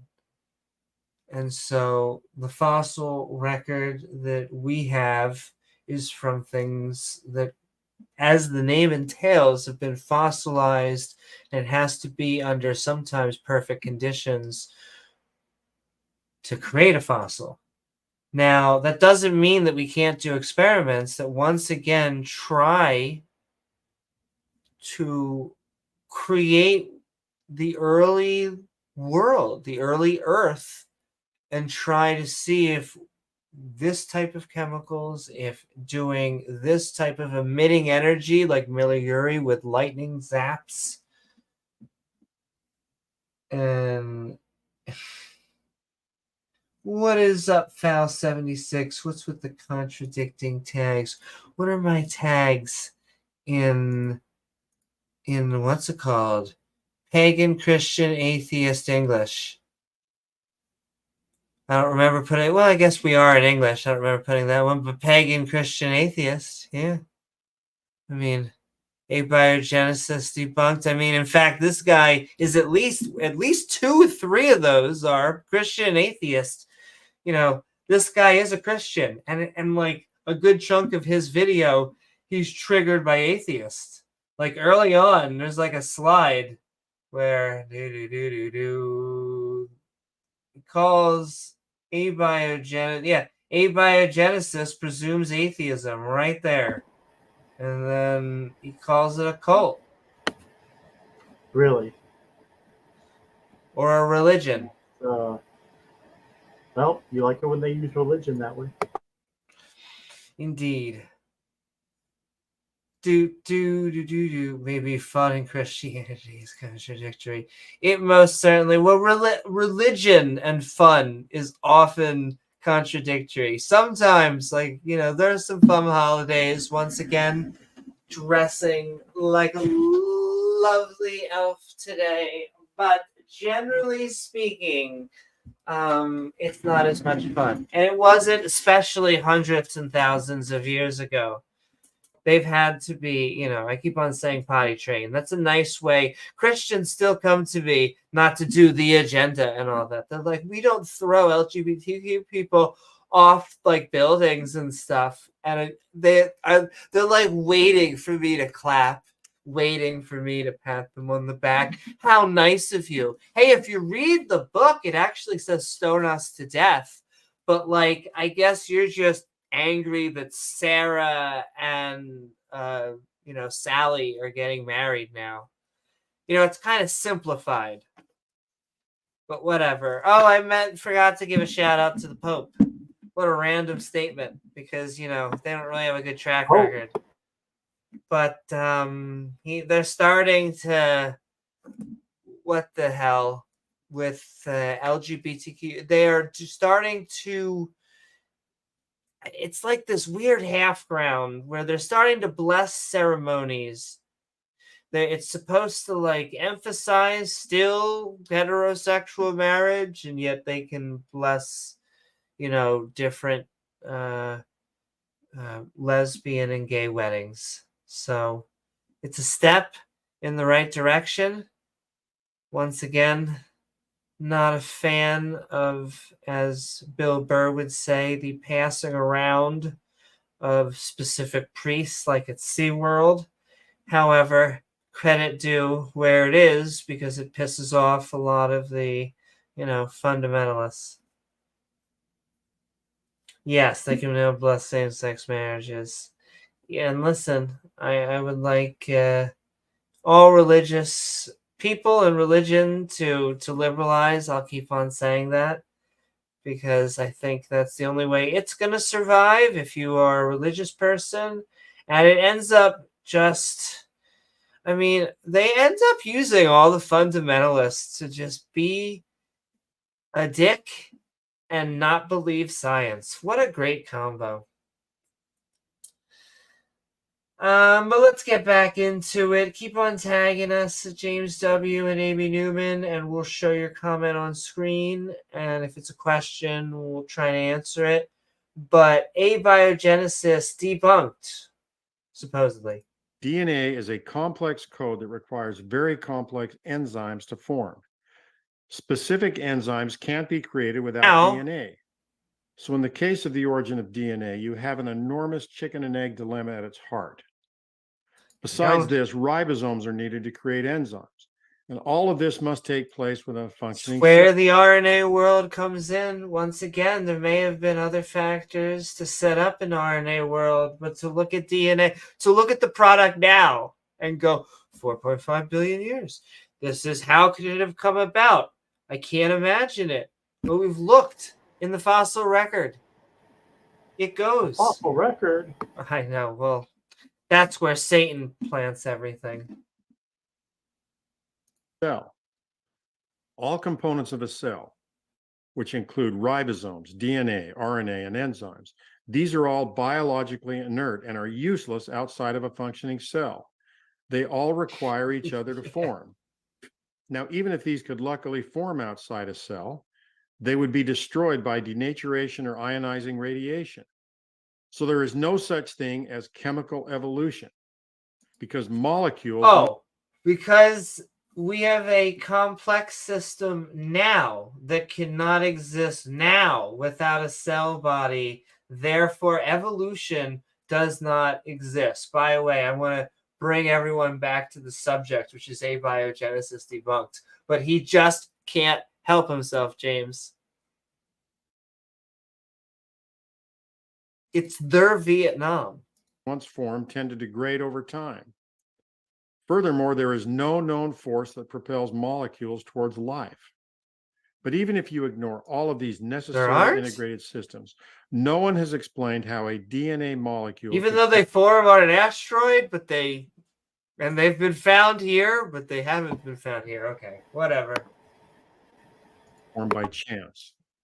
Oh, Another problem that's almost I'm sorry. I hate to keep on pausing it, but once again, if you're playing bingo, creationist bingo, you can check off your by chance.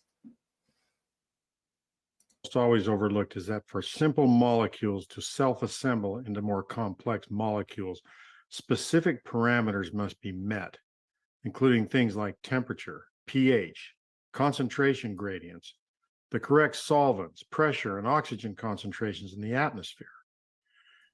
If you have trillions Some of of trillions those of molecules things we've had for a while, like an atmosphere, but we also have organisms that are extremophobes, once again, living at vents at the bottom of the oceans. He just seems to make it seem like they are so weak. But once again, we've seen inanimate self-replicating structures. There's no reason why it can't happen on Earth. bouncing around and colliding with each other for billions of years. Nothing is going to happen without strict and narrow Nothing. parameters. Oh, nothing, James. Once again, I feel like I'm about Hey, to what get that term? bingo. Yeah, I'm loaded going to term, add isn't it? nothing. I'm like one or so away from bingo. This is Amy, why great. is there something rather than nothing? You don't know, therefore God. Therefore, God, exactly. And the answer seems to be, I don't know if there could be a nothing. They like using these terms, and they like telling us that we like using these terms, which makes us go, wait a second. Yeah. Did I say it? Do I make these arguments? I don't remember making them. But yes. What the base level of reality is, how far up the chain you go, I don't know. But I don't think any of us has even a clue. And will we be able to comprehend it? Probably not. But yeah, not enough. Place for each step of chemical synthesis. And these steps are, for the most part, irreversible. All origin of life experiments start out with purified chemicals the which environment react under changes. controlled laboratory conditions. And these generally do not simulate a random process in a prebiotic earth. Now, no, most of the time they are trying to do that. I understand that we don't always achieve a perfect replica, but that is the goal of trying to replicate an early Earth. huge problem. And this is the other thing. Like- was It's proof of concept, right? If it can be done at all, then that proves that if we get the conditions right, it's proof of concept. We're going down the right path. Exactly. You're going in the right direction. So this is another thing Grayson brought to my attention that I realized was a whole nother world. Because this is part of Sal's shtick, apparently.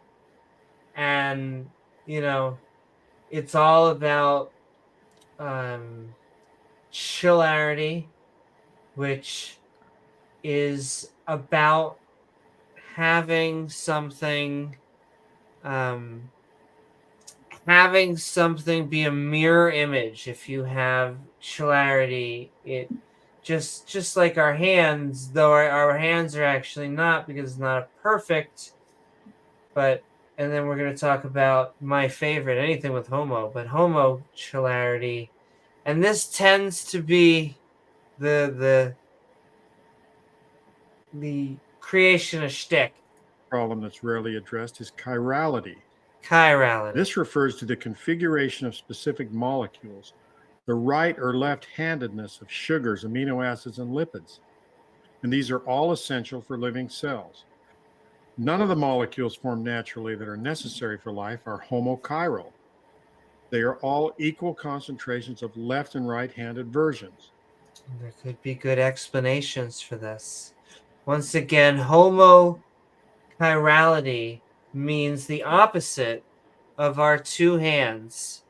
It's really, it only turns in one direction. And a good way to think, and the helix goes in one direction, and there's only there's a good example of this, and that is screws. Screws are I can't even say it. Charity. They spin in one direction, and that doesn't have to be, but we engineers and consumer based companies do this so that we can have righty-tighty and lefty-loosey. And so that's just a way to think about it. And, you know, it's a question to ask why nature prefers some things to go right and some things to go left, and yet God doesn't seem to be in any of it. So it can't even be claimed that the building blocks of life can be formed naturally, because none of the examples are pure. The spontaneous formation of homochiral molecules is extremely unlikely to occur in natural systems. So if you could create a pile of Scrabble tiles and set them in front of a monkey, here we go. The monkey could create meaningful text. Yet this is what is proposed in scientific papers. I'm sorry, I try to actually bleep myself, but really, what the? It's believed that if you can show how a random mixture of amino acids can link up, natural forces could build a functional protein. So why do they on apes, unlike other apes, all the time? I love how they like taking maybe the second most. There are billions of organisms if we were to just separate into all sorts of just the species level.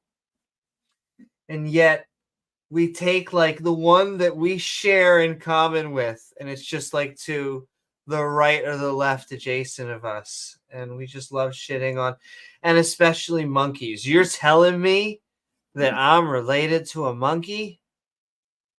Yes, you are related to a monkey. Yeah, and I mean, I really don't understand. We are sapiens. In fact, if you say we're sapiens, they actually seem to accept it. Just like they seem to accept mammals. I do not get why creationists accept mammals, and yet they don't accept other groups. They're like, of course, we have a separation from lizards. It's all of us over here. We're all mammals. But us and apes, oh, no. Us and mice, no. Okay, whatever. Protein. Now, if you consider the problem of chirality, that would be like placing a 50-50 mixture of Japanese and English Scrabble tiles in front of a monkey and hoping to get English text.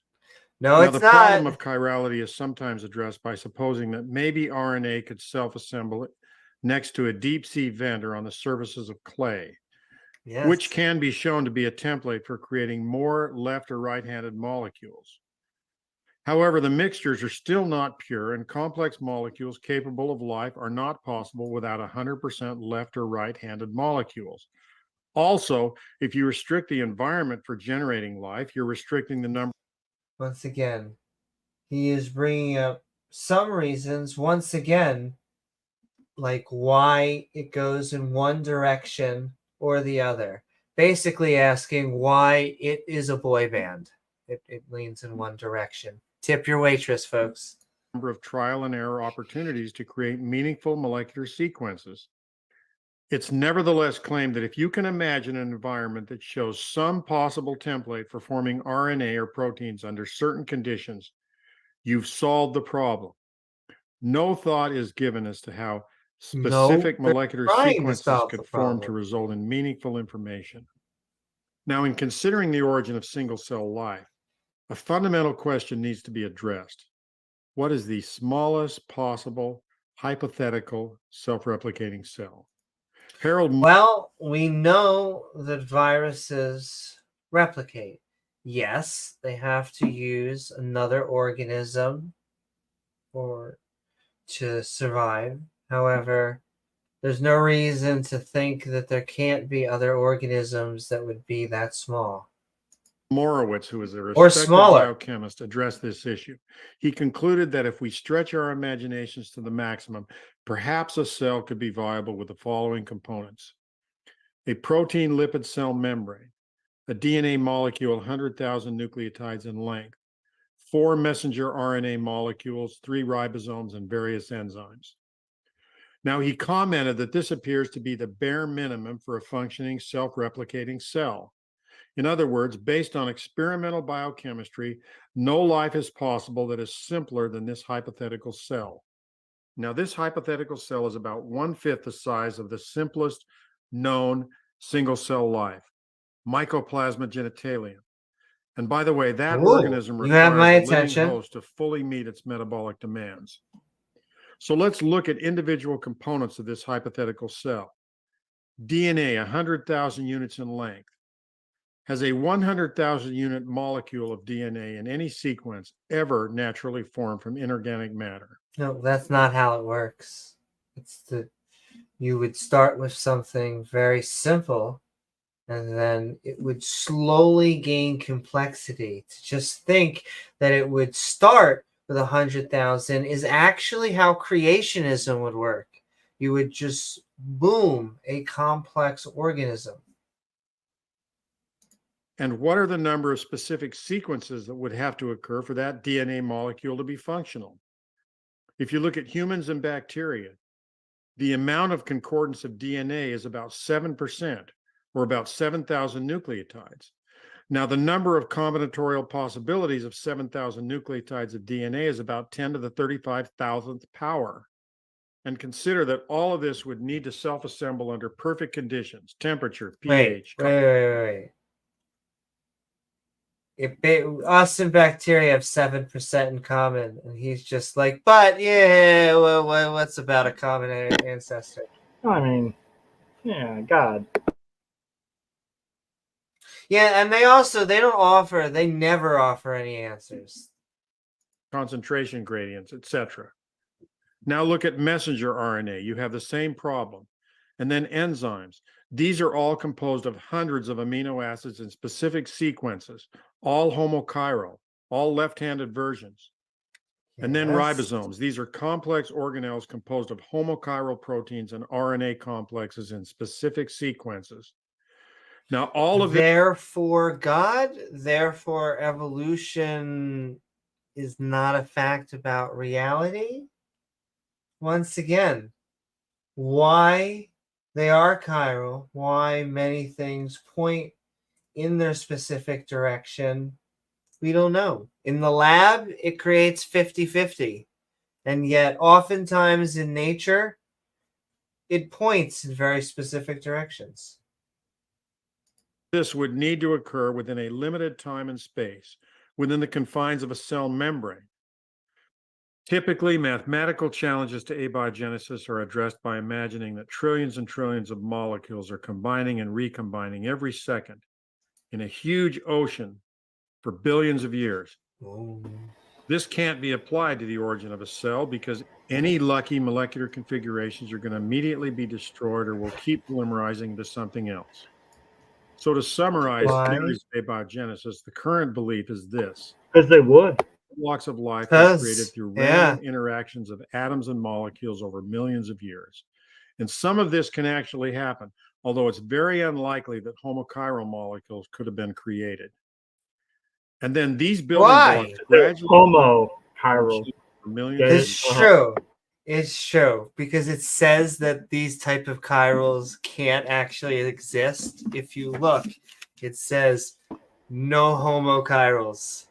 It allows straight chirals, but no homochirals. So they can't make babies. They can't make babies. Exactly. They can't replicate. It's the same, James. Years, with no consideration that specific sequences would have been required, which are extremely unlikely to occur.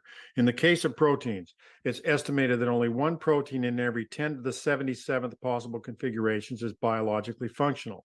I feel like then eventually these are replicated through autocatalytic hypercycles, and gradually there is assembly into more complex molecules, eventually being isolated into units defined by primitive protocells.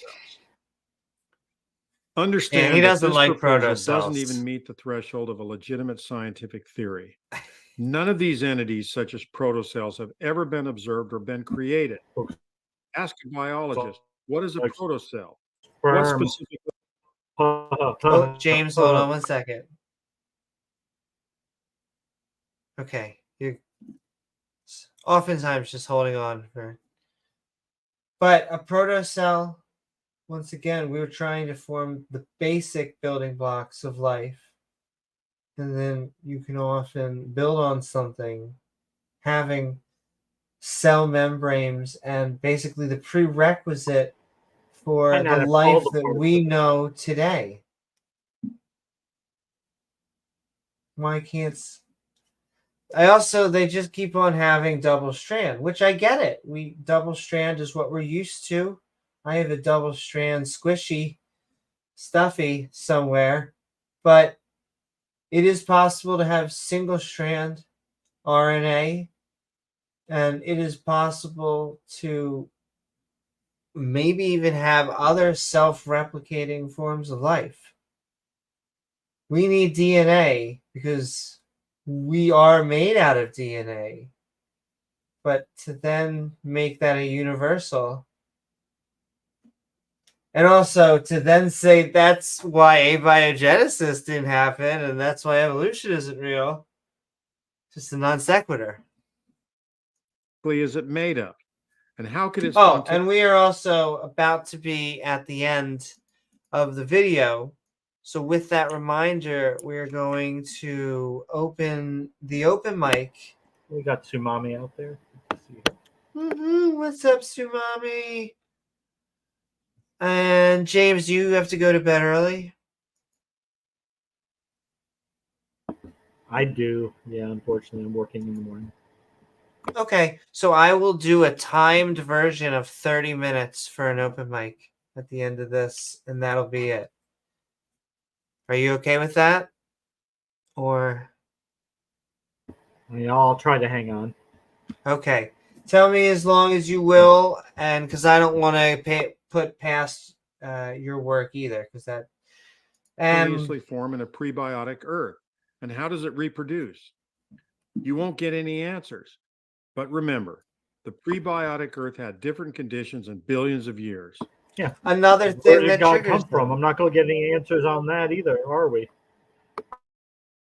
I just don't get how 6 days is supposed to make more sense. I really just... They're like billions of years.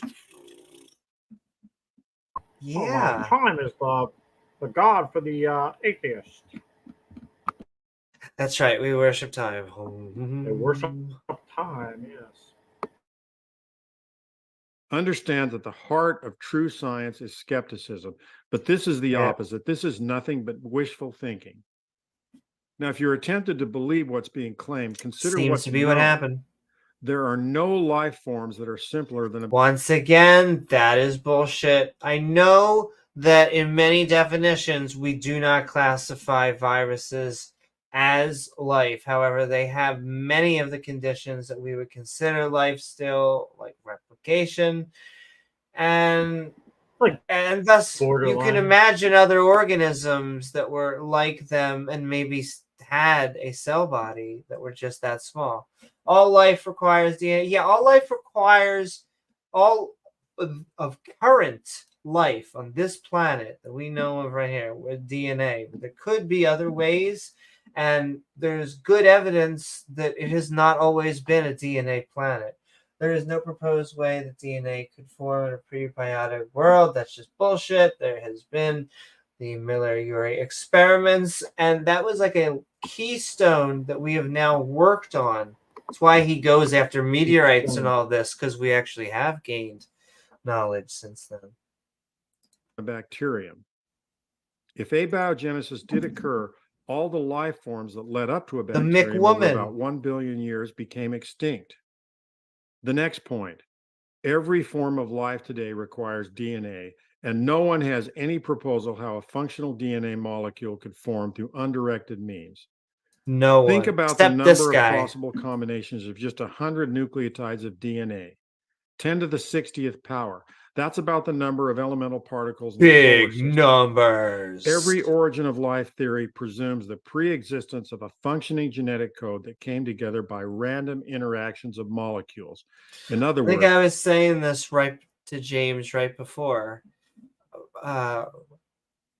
From the people who brought you miracles, rare events, or should I say not believing in them.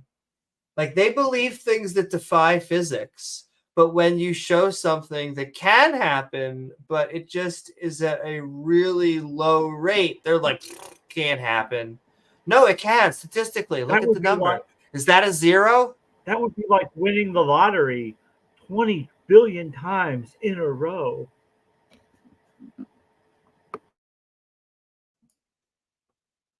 Yeah, and they always do this. They always try and pick really big numbers that are supposed to be intimidating to certain exponents, when really almost all of them are bullshit. blind luck. But there is one magic ingredient to all this: time. If you just imagine a protocell with a protogenome and add billions of years, you can get life.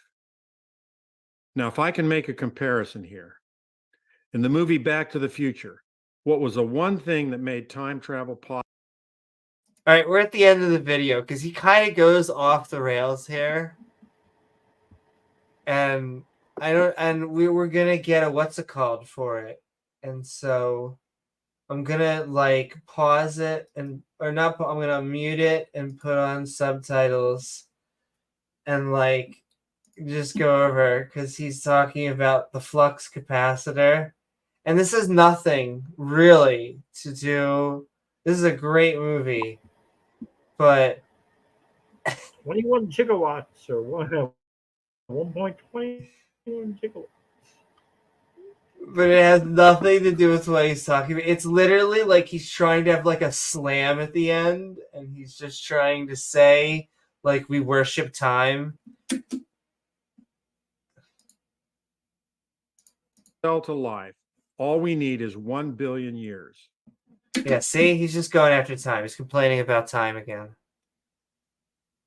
And so he's saying that once again, evolution, abiogenesis, it's science fiction, of course. Just like Back to the Future. Ultimately, time is the magic element of abiogenesis. See? Magic element, James. Thank you for tuning in. That's right. I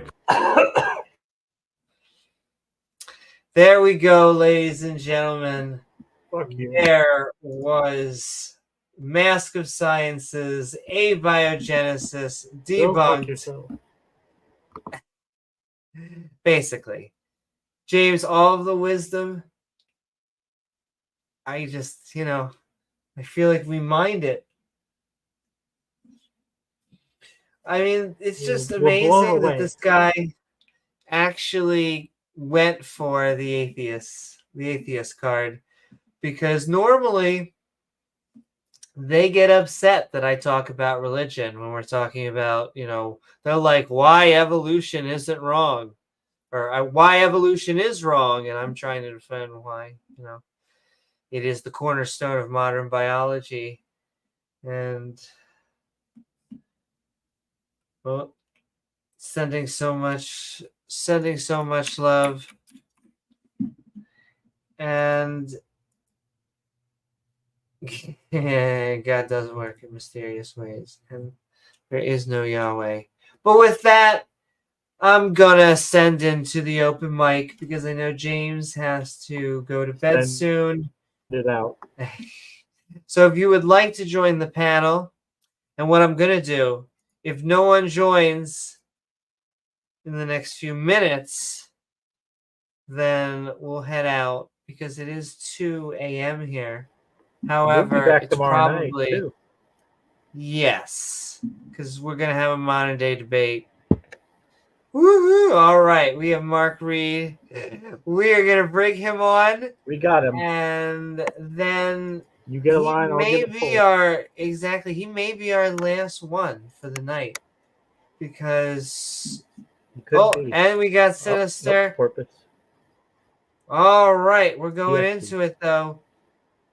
3, 2, 1. Let's have some fun. We are talking about Abiogenesis Debunked.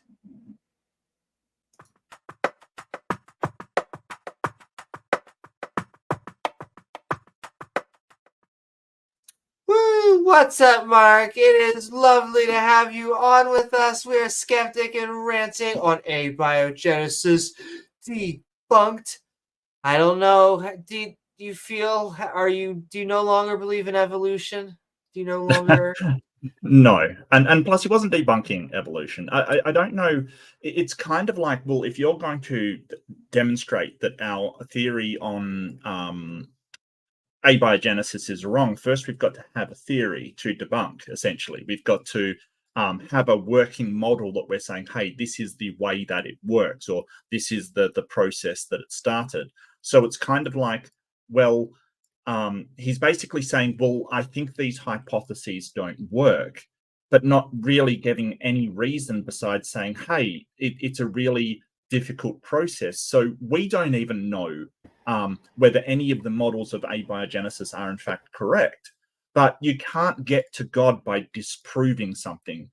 In order to sort of show that a God created life, and I was having this conversation with the freak in the bottom, it doesn't actually explain anything as to how life came about. You're giving a excuse for why you don't know. You're saying, hey, it was a supernatural thing.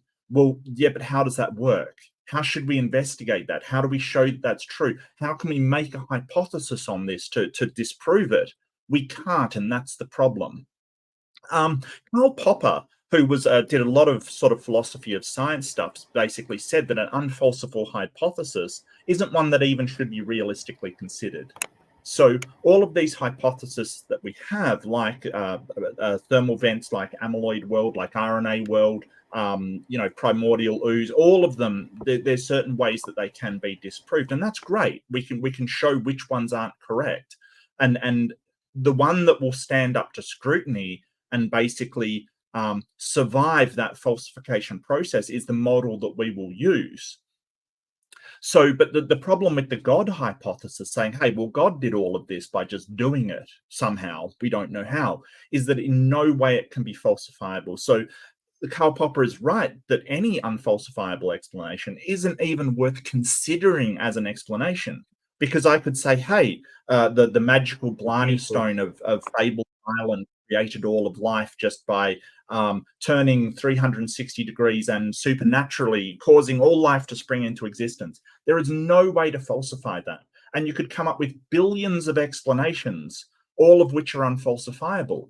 It's pointless. What we should do is start to come up with some hypotheses that can be falsified, put them on the table, test them, and see which one can't be falsified as incorrect, which one stands up to the scrutiny.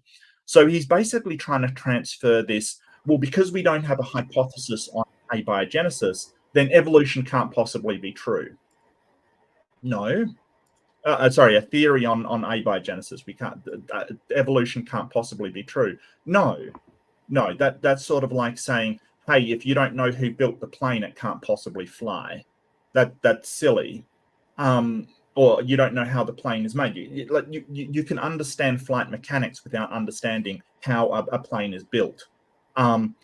Yeah, so and I know that Ember gave a plug to Grayson. He did a really amazing video in Amyloid World, which is sort of the hypothesis that I'm leaning towards, mostly because of him, and he sort of explained it really well, and I kind of highly recommend that video. And keep in mind, it is just one of the many hypotheses that we have out there about how life started.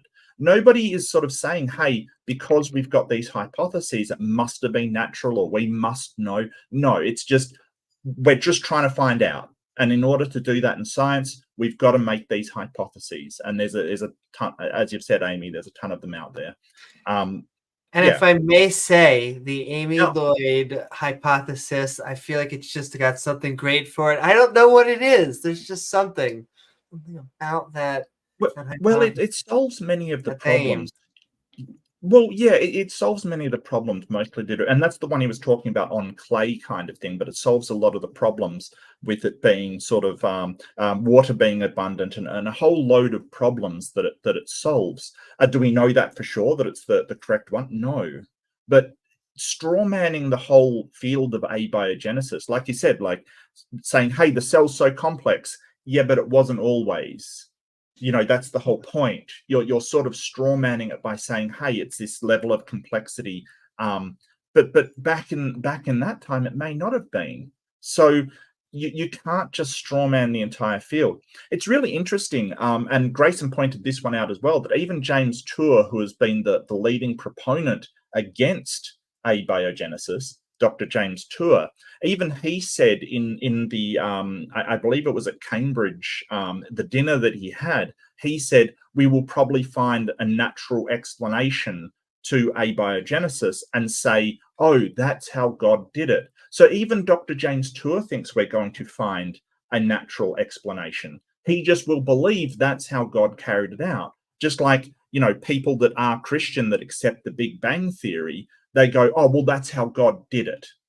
You know, rather than, well, that's how it happened. That's how God did it. So I have no doubt we're going to find the same for abiogenesis. We'll find a theory that explains it very well, that can't be falsified, and therefore will become theory. And then the religious people will go, oh, well, that's the mechanism that God used to do it. So this is God of the gap, right? So you're basically saying, well, what caused that thing? Well, it's God. And we find out that it was naturalistic. Well, what caused that thing? Well, it's God. You know, like they're just going back and back further in time to get, like, use it as an explanation for whatever we don't know. So I've got no doubt that'll happen. But it is, sorry, I'll leave it there. I've ranted enough. I love ranting on your show. It's the premium place to rant, people, trust me. But it is so good to see you. I haven't been on here for ages, and I'm so sorry. I've been really busy, and I love coming on here. So shut me up, put me in the back. I'm not at all. Lovely to have you on, Mark. And this is the place to rant because we are skeptic I do and apologize. ranting. It was Harvard. It was Harvard. Yeah. Sorry, Porpoise. Yeah. Also sending love to DeFreak out there and P-Town. Abiogenesis is a religion. Dun, dun, dun. Listen, I just want to continue to remind everyone out there that religions are bad. P-Town says it himself. I'm just teasing you out there. But let's get the Sinister Porpoise out on, and then she's probably going to be our last one, unless a creationist. I will say, it's really funny that anything scientific they agree with is science, and any science they disagree with is religion. Exactly. That's just hilarious to me. Like, seriously, it's just as soon as they disagree with it, oh, it's religion. I wonder if the Christian scientists working in that religion would agree with you. Probably not. Probably not. And all right, we are going to get it's like science does all the work. Like, science figures shit out. Science does the work, the experiments. It goes out, collects data, and then they do all that work. And then the Christians just say, oh, yeah, okay, that's how God did it. It's like, they're not telling us anything. They're not giving us any explanations. They're just piggybacking God onto all the work that science did. And they will use planes. They will have surgery, but after they have used the plane to fly to the surgery, once they have recovered, they will thank God. God kept that plane in the sky. So God just to agree with Mark and James. But what is up, Skeptic and Scoundrels? What is up, everyone out there? You may want to post the StreamYard link. Alrighty, though. My goodness, it's almost, I feel bad for James. I'll post it up there. Well, if you're a creator, we will let you on. Exactly, but we're going to let in Sinister.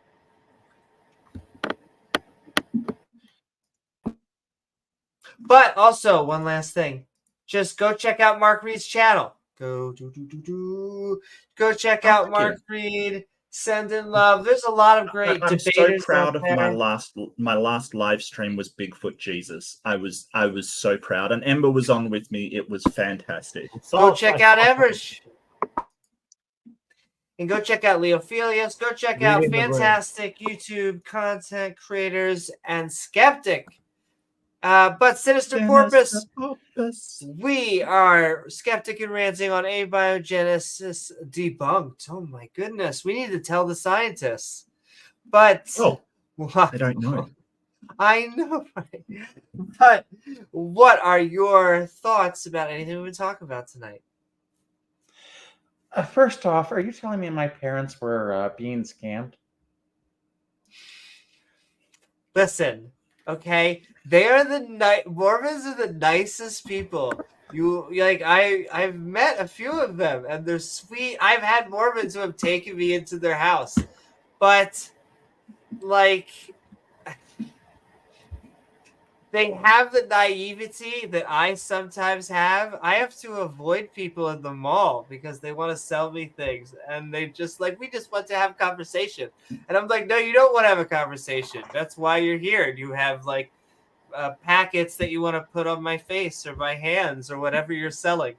And so what I'm trying to say is that they may, not in all subjects, but in this subjects, they may have been conned. In any case, I wanted to bring something up because you brought up statistics, and I love to play this game. But first of all, where I think they misunderstand that just because something is improbable doesn't mean it can't happen. And just because it occurs twice as improbable still doesn't mean it can't happen.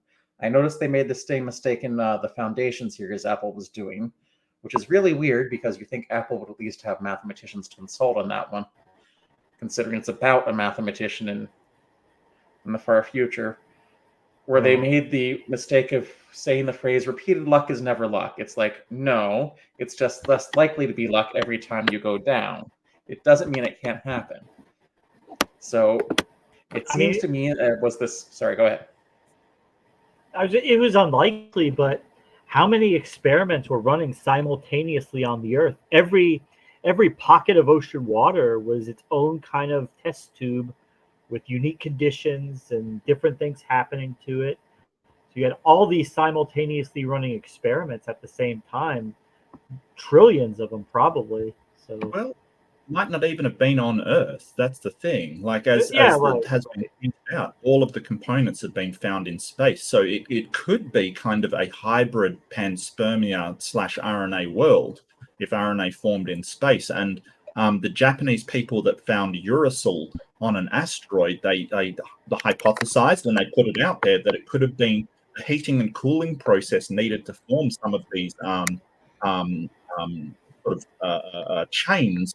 Could have been an asteroid spinning under the sun, but we don't know that. All of this is speculation, right. But yeah. But the fact that it's at least possible, we can't rule it out. And there's another thing they're misunderstanding about statistics when they say, what are the odds of this happening? Well, after it's already happening, the odds of it happening are 1. Right. It's 1 out of 1. We do exist. Well, I think they're sort of saying what's the odds of this happening naturally kind of thing. And they're already assuming and presupposing that it wasn't natural. Again, 1. Yeah. They forget the part, it's like, what are the odds of this happening naturally if it hadn't already happened? Well, if you look at the odds of me, you, Amy, and James all sitting in the same call and all being present at the same time on the same call, it's impossible. We couldn't be here, right? But the odds, if you look at it, are actually 1 because it has happened. There's been 1 instance and it has happened. That statistically, that's 1. Porpoise isn't wrong. But they just forget to rephrase it that way. And we all know they don't mean after it happened. It's what are the odds happening on its own without before? But there's another thing I would really like them to do. And I just read a book by Stephen Wolfram called A New Kind of Science. I would like them to come up with some way of measuring complexity. How do we know that an amoeba cell is more complicated than a space shuttle? Can you give me a measurement? I don't know. I don't think you can compare complexity in biological organisms to inanimate objects. I don't think that's possible. It's hard to do because it becomes subjective. Sure. You can compare it. It might not be very useful or informative. But I don't know. I have no problem believing a cell is more complex than, On a space shuttle. the space shuttle is actually pretty complex, but I mean, we borrow from nature when we're But have trying you ever seen to... a sorry, go ahead, I'm sorry. Oh no, just when we're trying to build artificial legs for people, we try to create the same type of fulcrums and the same type of, we can't reinvent that type of wheel. It's the way the joints move. And Indeed. but until they Have you ever say, seen a space shuttle give birth to a non-space shuttle? No, I haven't. Checkmate. I lined up a bunch of cars in the parking lot. And they all evolved from a skateboard.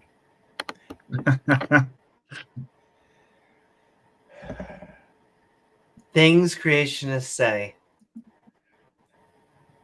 I'm sure most people in the We've chat got, have talked. I don't know if Mark was here for it, but we're doing it again, Mark. Amy's going to face Ken Hoven. Oh, Round 2. oh, well, my last stream involving Kent Hovind was amazing. Playing a video game as Kent Hovind. Oh yeah, it was okay. It was expected. So I dressed up as Kent Hovind and played video games. One, because it annoys him when people make fun of him, and two, it annoys him when people play video games. So I thought I'll get a twofer in and do it both at the same time. 3 of you should get someone to make a video game where you're playing Kent Hovind. What game? Honey, I Joined a Cult. Wait Oh, a sorry, second. I meant Honey, I Joined a Dino Park. I'm so sorry. I completely. I was gonna say. Listen, if they're ever handing out cups of Kool-Aid at the cult compound, don't drink. Well, at least you'll have the benefit of having taught more real science than Kent Hovind has at this point. Oh, quite possibly, yeah. Yeah. I taught high school science for 15 years. Well, that was my Christmas episode. So if you want to see me play a game as Kent Hovind, it's quite funny. Well, the chat had fun. I've A little taught more. hot though. Did you wear a Hawaiian t-shirt? Of course. Come on now. I wore a grey wig, glasses, and a Hawaiian shirt. Like I went the whole hog. You That's cough pretty good. about every 20 to 30 seconds. James, what do you think he would do if I wore a gray wig and glasses? Unfortunately, my tech guy ran off with my money. Unfortunately, so there's that. I'm sorry. Just Screw that tech guy. What's the topic? Oh, it's probably evolution. No, I think he was talking Probably about great. Kent's tech guy who stole money from him. Yeah. Kent's tech Yeah. guy, Steve. Oh, yeah. really? Yeah. He stole a bunch of money. He He embezzled. was like always had special rules, like at the compound. Like he didn't have to follow the same rules. Yep. Basically, he was going out smoking pot, doing all this, playing video games, stuff they didn't let anybody else do because he was tech guy. James, there's a very simple phrase, but there is no honor among thieves. Right. Yeah. Right. That's why they said that maybe there was Oh something my going God. on between Steve and Kent because he confessed to stealing like lots of money and Kent brought it back. I'm sure For a that while, I'm sure that made Matt Powell jealous. Maybe that's why the breakup happened. I know Maybe. you can't insult the boy toy. What's up, doorknob head? Speaking of boy toys. all of you out there, sending so much love. I will 10 more minutes, and then we are heading out, ladies and gentlemen. Unless you're a creationist, and then I guess I'll stay on here for the next 8 hours. Until the But- second coming of I was Jesus. kind of hoping P-Town or the Freak would come on, although, you know, P-Town's sort of sniping from the chat, and I wish the Freak would come on.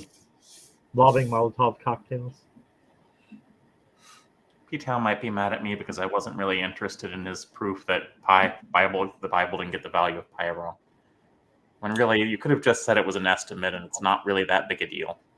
And they may be mad at me because I said It's I wanted to three. go The to Bible says Applebee's. 3, right? They wanted to Oh, go no. to How dare TGIF you. Fridays. And so Well, The Bible said pi is 3, right? the Bible it gives does. dimensions for something where if you use bowl. pi to Yeah. calculate it's a it, bowl. it's 3. And the gymnastics you have to go through to try and make it not equal 3 is actually quite funny. Or Like some of measure them from sort of say the inside of the cauldron, inside, not the yeah, outside of which the cauldron. nobody Yeah, yeah. has ever done in history. Like that is not how you measure things. Like it's just hilarious. All you have to do is say you're rounded to the nearest whole number. Sure. You know, and a while ago they weren't really interested in that precise information and didn't really know how to calculate things. But you know, if you're a omniscient God that knows everything, it's kind of embarrassing to make a math error in your book. You can get a little bit Well- more precise than just rounded to 3. We all know the cubit was a really precise form of measurement too, because everyone's Yeah. elbow was exactly the same length. Well, that was before they started using whale penis length as the standard unit of measure. Ken And Hoven's as favorite. we know, one of our earlier episodes, Leophilius calculated the speed of light in 15-foot whale penises per second. The Hoven speed of light. How many 15-foot whale penises will the speed of light travel in a second? So, Oh, look, I thought that's what Americans used. I honestly thought that was the standard measurement. Yeah, we used to use miles. Now we use whale penises. Of course, As long as we don't use the metric system. give another How dare you. like 10 years, the charter schools will be doing that. The Jesus schools, they'll be Yeah, saying pretty the sure. mile is obsolete. The mile is communist, socialist. Yeah, I'm pretty sure PragerU Ohio is teaching kids in Florida how to measure in whale penises. Yeah.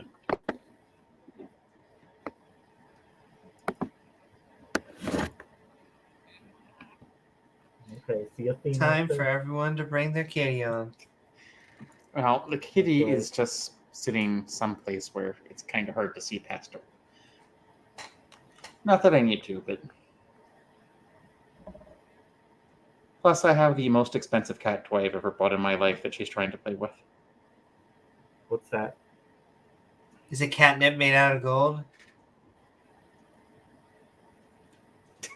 A tassel. Aw. Athena, go get your bird toy. You like that one. But yeah, abiogenesis is really what triggers them every time we talk about Oh, yeah. evolution. It's what they really want to focus on. And I guess we're going to talk about it because, you know, there's a lot of good competing hypotheses, as, you know, Mark said, and I just, you know, there's no supernatural ones. Well, I think Well- the reason they try to focus on that one is because there's no real set theory, and they know abiogenesis, like No. dark matter and dark energy, is just kind of like a placeholder, even though we have a better idea how it might have happened than we do of what dark energy and dark matter are. Well, and it's like because there's a gap in our knowledge, so they're always looking for gaps to hide their God. Can't tell you exactly how it happened, so they're going to use that as a license to engage in fantasy, to, smuggle their religious beliefs into reality where it doesn't belong. But it goes deeper than that, because what I was saying before was we can't actually have the capability to understand abiogenesis. There are models. We don't have all the kinks worked out, but it's understandable, right? When we figure out how it happened, we see it happening. Yeah. What they're actually saying is you can't ask those questions about their God because you can't understand where he comes from. You can't even comprehend that.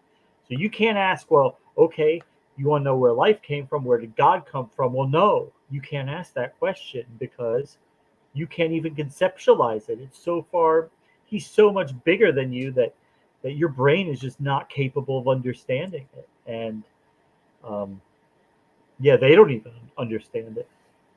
But where God came from and where life came from are two totally different questions, unless they're going to say God is biological life, which they normally do not. Well, you're asking the same question, right? Where did life come? Like, what's the origin of something? I mean, we're saying the origin of life is understandable. We don't know exactly how it happened yet, but it is within human capability to conceptualize and understand how it happened. Not beyond. Well, I think beyond our ability. Well, I think it's fair game if you want to talk about evolution and they say, well, before you can talk about evolution, you have to talk about where life came from because it's this sort of inextricably linked thing. I think then it's fair game to say, well, okay, if you want to talk about where life came from to talk about life, then we've got to talk about where God comes from to talk about God, or we've got to talk about how God did it, the process that God used to create this life. I think that's fair game if you want to sort of say, well, origins, you have to know the origins to talk about the thing, then that works both ways. I don't think that's true. I don't think we need to know. I don't need to know how Microsoft Windows got created to know the basics of how it works. No, and I agree. But what my point is that they are special pleading with God to say, well, if you want to talk about the thing, you've got to talk about the origins, but they're special pleading to say, hey, my God's exempt from that because you can't know. Yeah, I just don't think we should entertain that. It's like, no, I don't. I think it's fine to say it's like, hey, we don't know, and just go back, steer them back onto the topic of evolution. Because they think abiogenesis is easier to debunk because Answers in Genesis, I think, is pushing that. Because they see it as a weak point. They're losing on evolution, on actual evolution. They are losing badly, and so they have to go to something that we know a little bit less about. Well, that's because they've evolved over time to accept more and more of evolution. Kicking and screaming the entire way, mind you. Well, they kind of have to accept evolution. Congratulations on the new baby, P-Town. But abiogenesis is a fairy tale, no errors in the Bible, mic drop. Really? Sending so much love. What about ants in the Bible not having a leader, P-Town? What about it saying that ants go about their tasks without having a leader or a master to direct them? How about that one? Is that an error or is that perfectly true?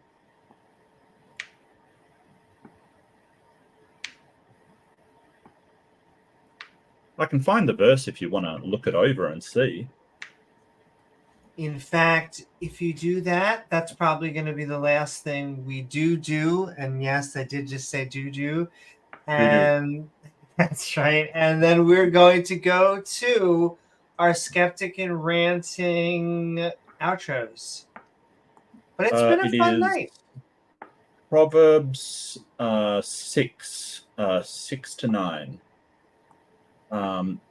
Ants have no ruler. Hang on, I'll try and find a better place to see it.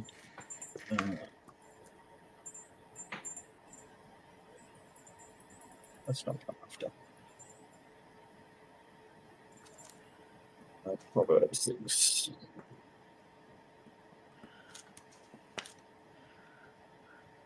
Of course, the Bible's absolutely true. That's why we see talking donkeys. Go the ant, you slugger. Consider its ways and be wise. It has no commander, no overseer or ruler, yet it stores its provisions in summer and gathers its food at harvest. Whoops. Ants famously have a commander or a leader. Also, just to take a pot shot at the Quran, just like at the Zenith hour, but they mostly copied talk that. Yeah. in pheromones, and so every time I get in an argument, like with this thing about the talking ants, they're like, "Well, do ants talk with each other?" It's like, yeah, with like smell, like they don't like It's not talk with the dude. same. It's not Pixar. Yep. Yeah. That's just my random. How do tangent. I know they have a ruler? It's the Queen, dude. They protect the Queen. What are you talking about? Yeah. Not only ants, but bees. Stuff like that. Are you saying that ant queens don't exist? All right, this is a new level of delusion. I just. But we love you, P-Town. We love all of our creationist brothers and sisters out there. I'm so confused.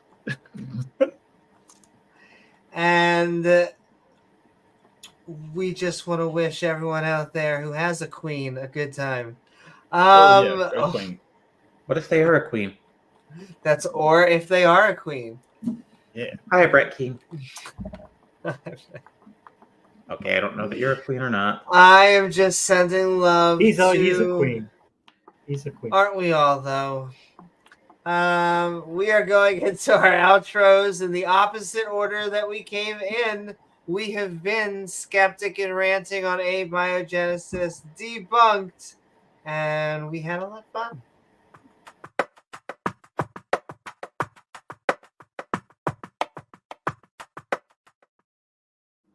I am the Sinister Corpus. When you think of Sinister Corpus, you think of the Sinister Corpus. So, has abiogenesis been debunked? Well, first off, scientists are trying to debunk abiogenesis all the time. And the people that are doing this are biologists who understand this a lot better than I do. If you're going to tell me that you can solve the P versus NP problem and don't even know how to program in Python or any other programming language, I'm probably not going to take you too seriously, which is why all these scientists don't take these creationists saying we can debunk abiogenesis very seriously. The creationists generally who do this don't know what they're talking about. And there's nothing wrong with not knowing. I don't know that much about abiogenesis either. But I think it's time for some of us to just admit, hey, we don't know these things. Our assumption that we have knowledge that we don't, or don't need to study things in detail, has caused a lot of problems in other areas as well of late. But with that being said, be excellent to each other, and so long, and thanks for all the fish. Thanks, Sinister. Thank you so much, Sinister, and keep on coming on. And with that, Mark, what is up, Mark? We've been Skeptic and Ranting on Abiogenesis Debunked. I hope you had fun. Where can people find you, and what are your final thoughts? So sort of debunking abiogenesis, I sort of see debunking as sort of disproving theories and things that we know to be true, or we hold to know that is true. Abiogenesis is kind of a weird one because we don't actually know how it happened. So to sort of debunk it is sort of saying, hey, well, you don't know for sure that's the truth. And we would say, yeah, that's right. We don't know which of these hypotheses is correct, or even any of them. It could be another hypothesis that we haven't even considered yet. It could be. But the problem here is, even if you did debunk abiogenesis, it doesn't debunk evolution, for a start, as the person tried to make out. It has no impact on it either way. It's like evolution doesn't debunk a god. God could have still created life, and then with the property of evolution built in, and it could have just run on its way. What evolution does do is debunk certain Christian claims, like we came from Adam and Eve. It certainly debunks that one. But the whole point is, in order for your idea of what formed life, you've got to come up with some sort of explanation, some sort of hypothesis that we can test to see if it's false. And to this day, I've never been given a way that we can test the God hypothesis. There's no way we can do it. The only thing we can do is test our own hypotheses and find out if they have merit or not. But for some reason, the religious want to be exempt from this process, say, hey, it was God, science is wrong, it's a religion. No, it's science. And every time that you sort of say that, or these scientific processes that we're going through, such as making hypothesis, testing for falsifiability, making sure that our theories actually hold up under scrutiny, and always having the theory subject to being debunked, to being challenged, it makes you seem less credible to everybody around you, because you're sort of going, hey, well, they've got these faith beliefs of all of this scientific process, except for the ones that I accept, except for the ones that give me what I want, like the internet and like, my car to drive and planes to fly and the medicine that's science. But the ones that I disagree with, that's not science.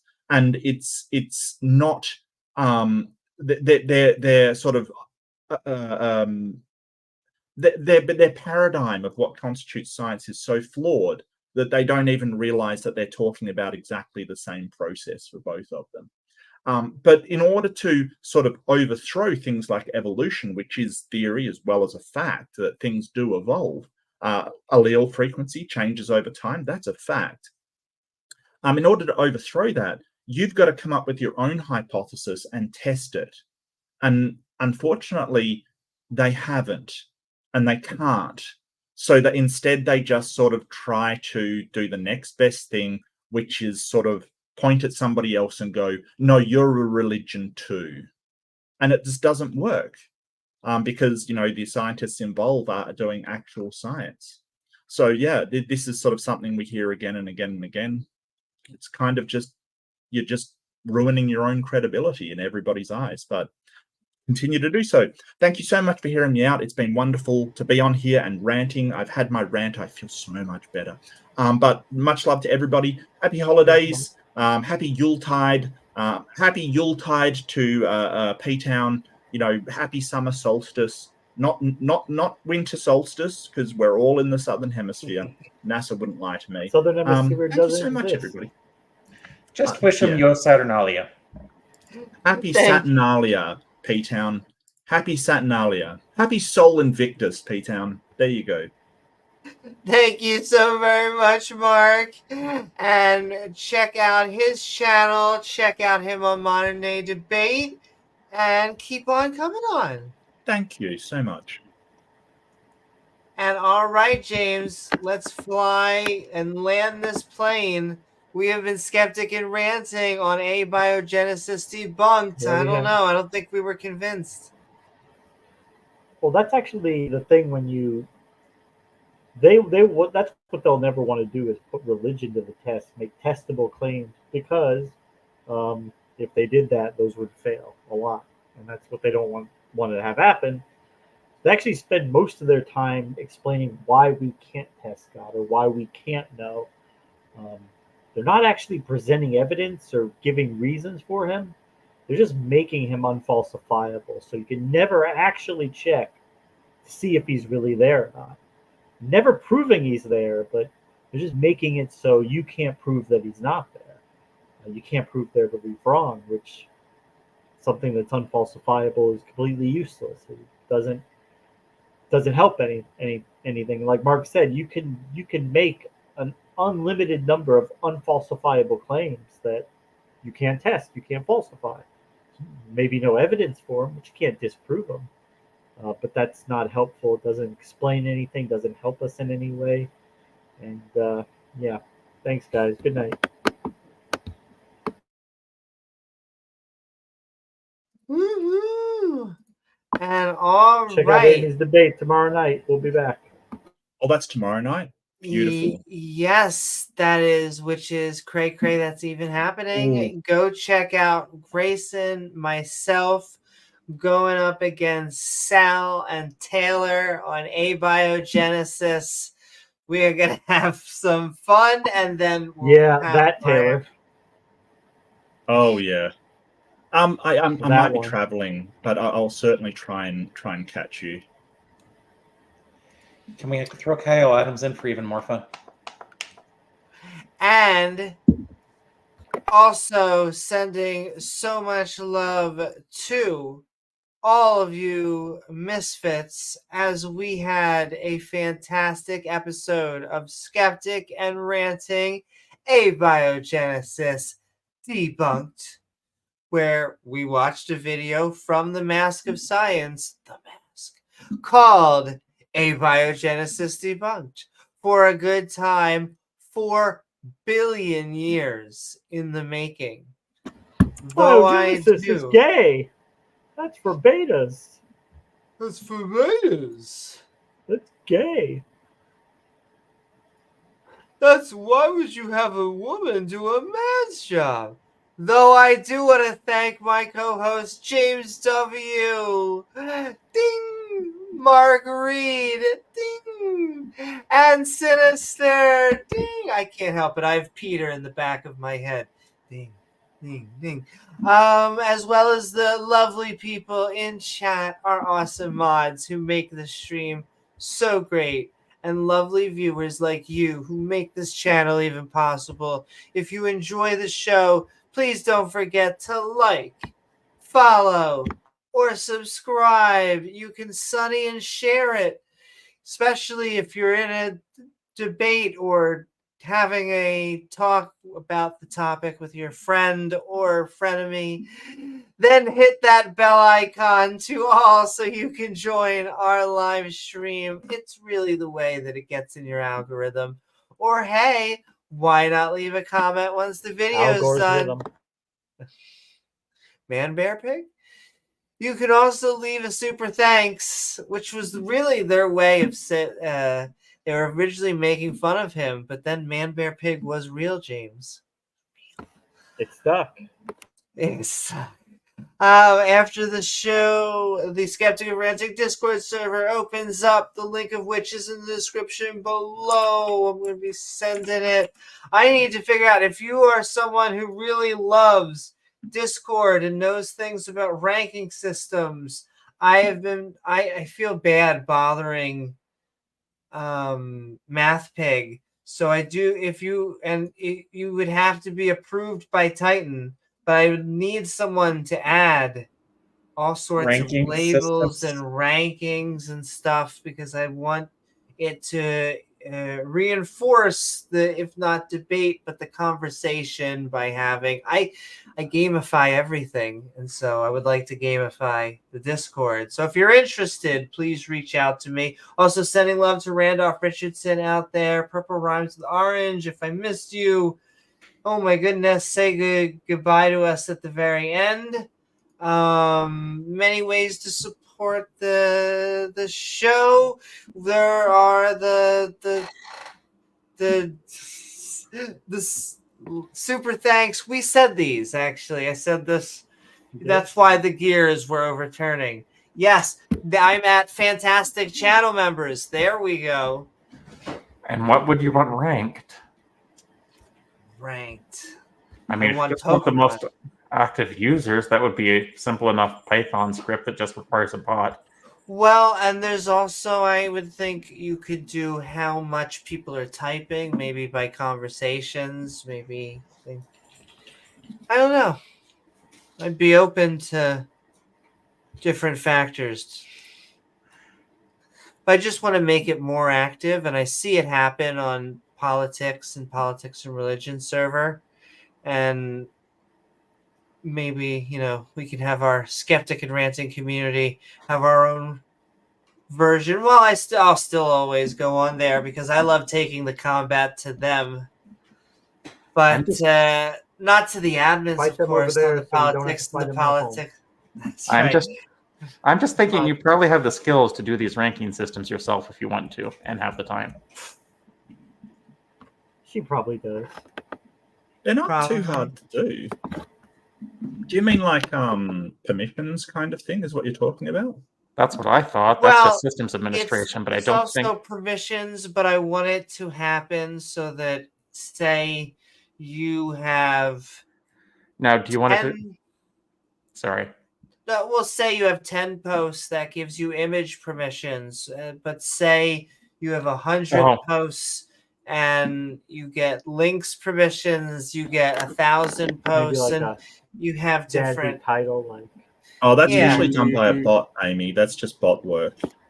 Well, that's not just bot work. That sounds like it has to interact with the Discord. It's the Discord software itself. Well, no, you just give the bot permissions to add and remove sort of ranks, basically, or Yeah, permissions. you're interacting with the Discord software itself. That's what an API does. Well, I mean, all you do is just give the bot permission to alter roles. That's all. But you have to code the bot to be able to do that. Well, sure, but there's bots available online that can do that. You know, you don't have to code it. You can just use a bot. Listen, telling a programmer there's already a program that does something is like telling a musician there's already a love song. Okay, well, I mean, knock yourself out. Just, yeah. Okay, I'm gonna just go like this to you two. But I actually sending so much love.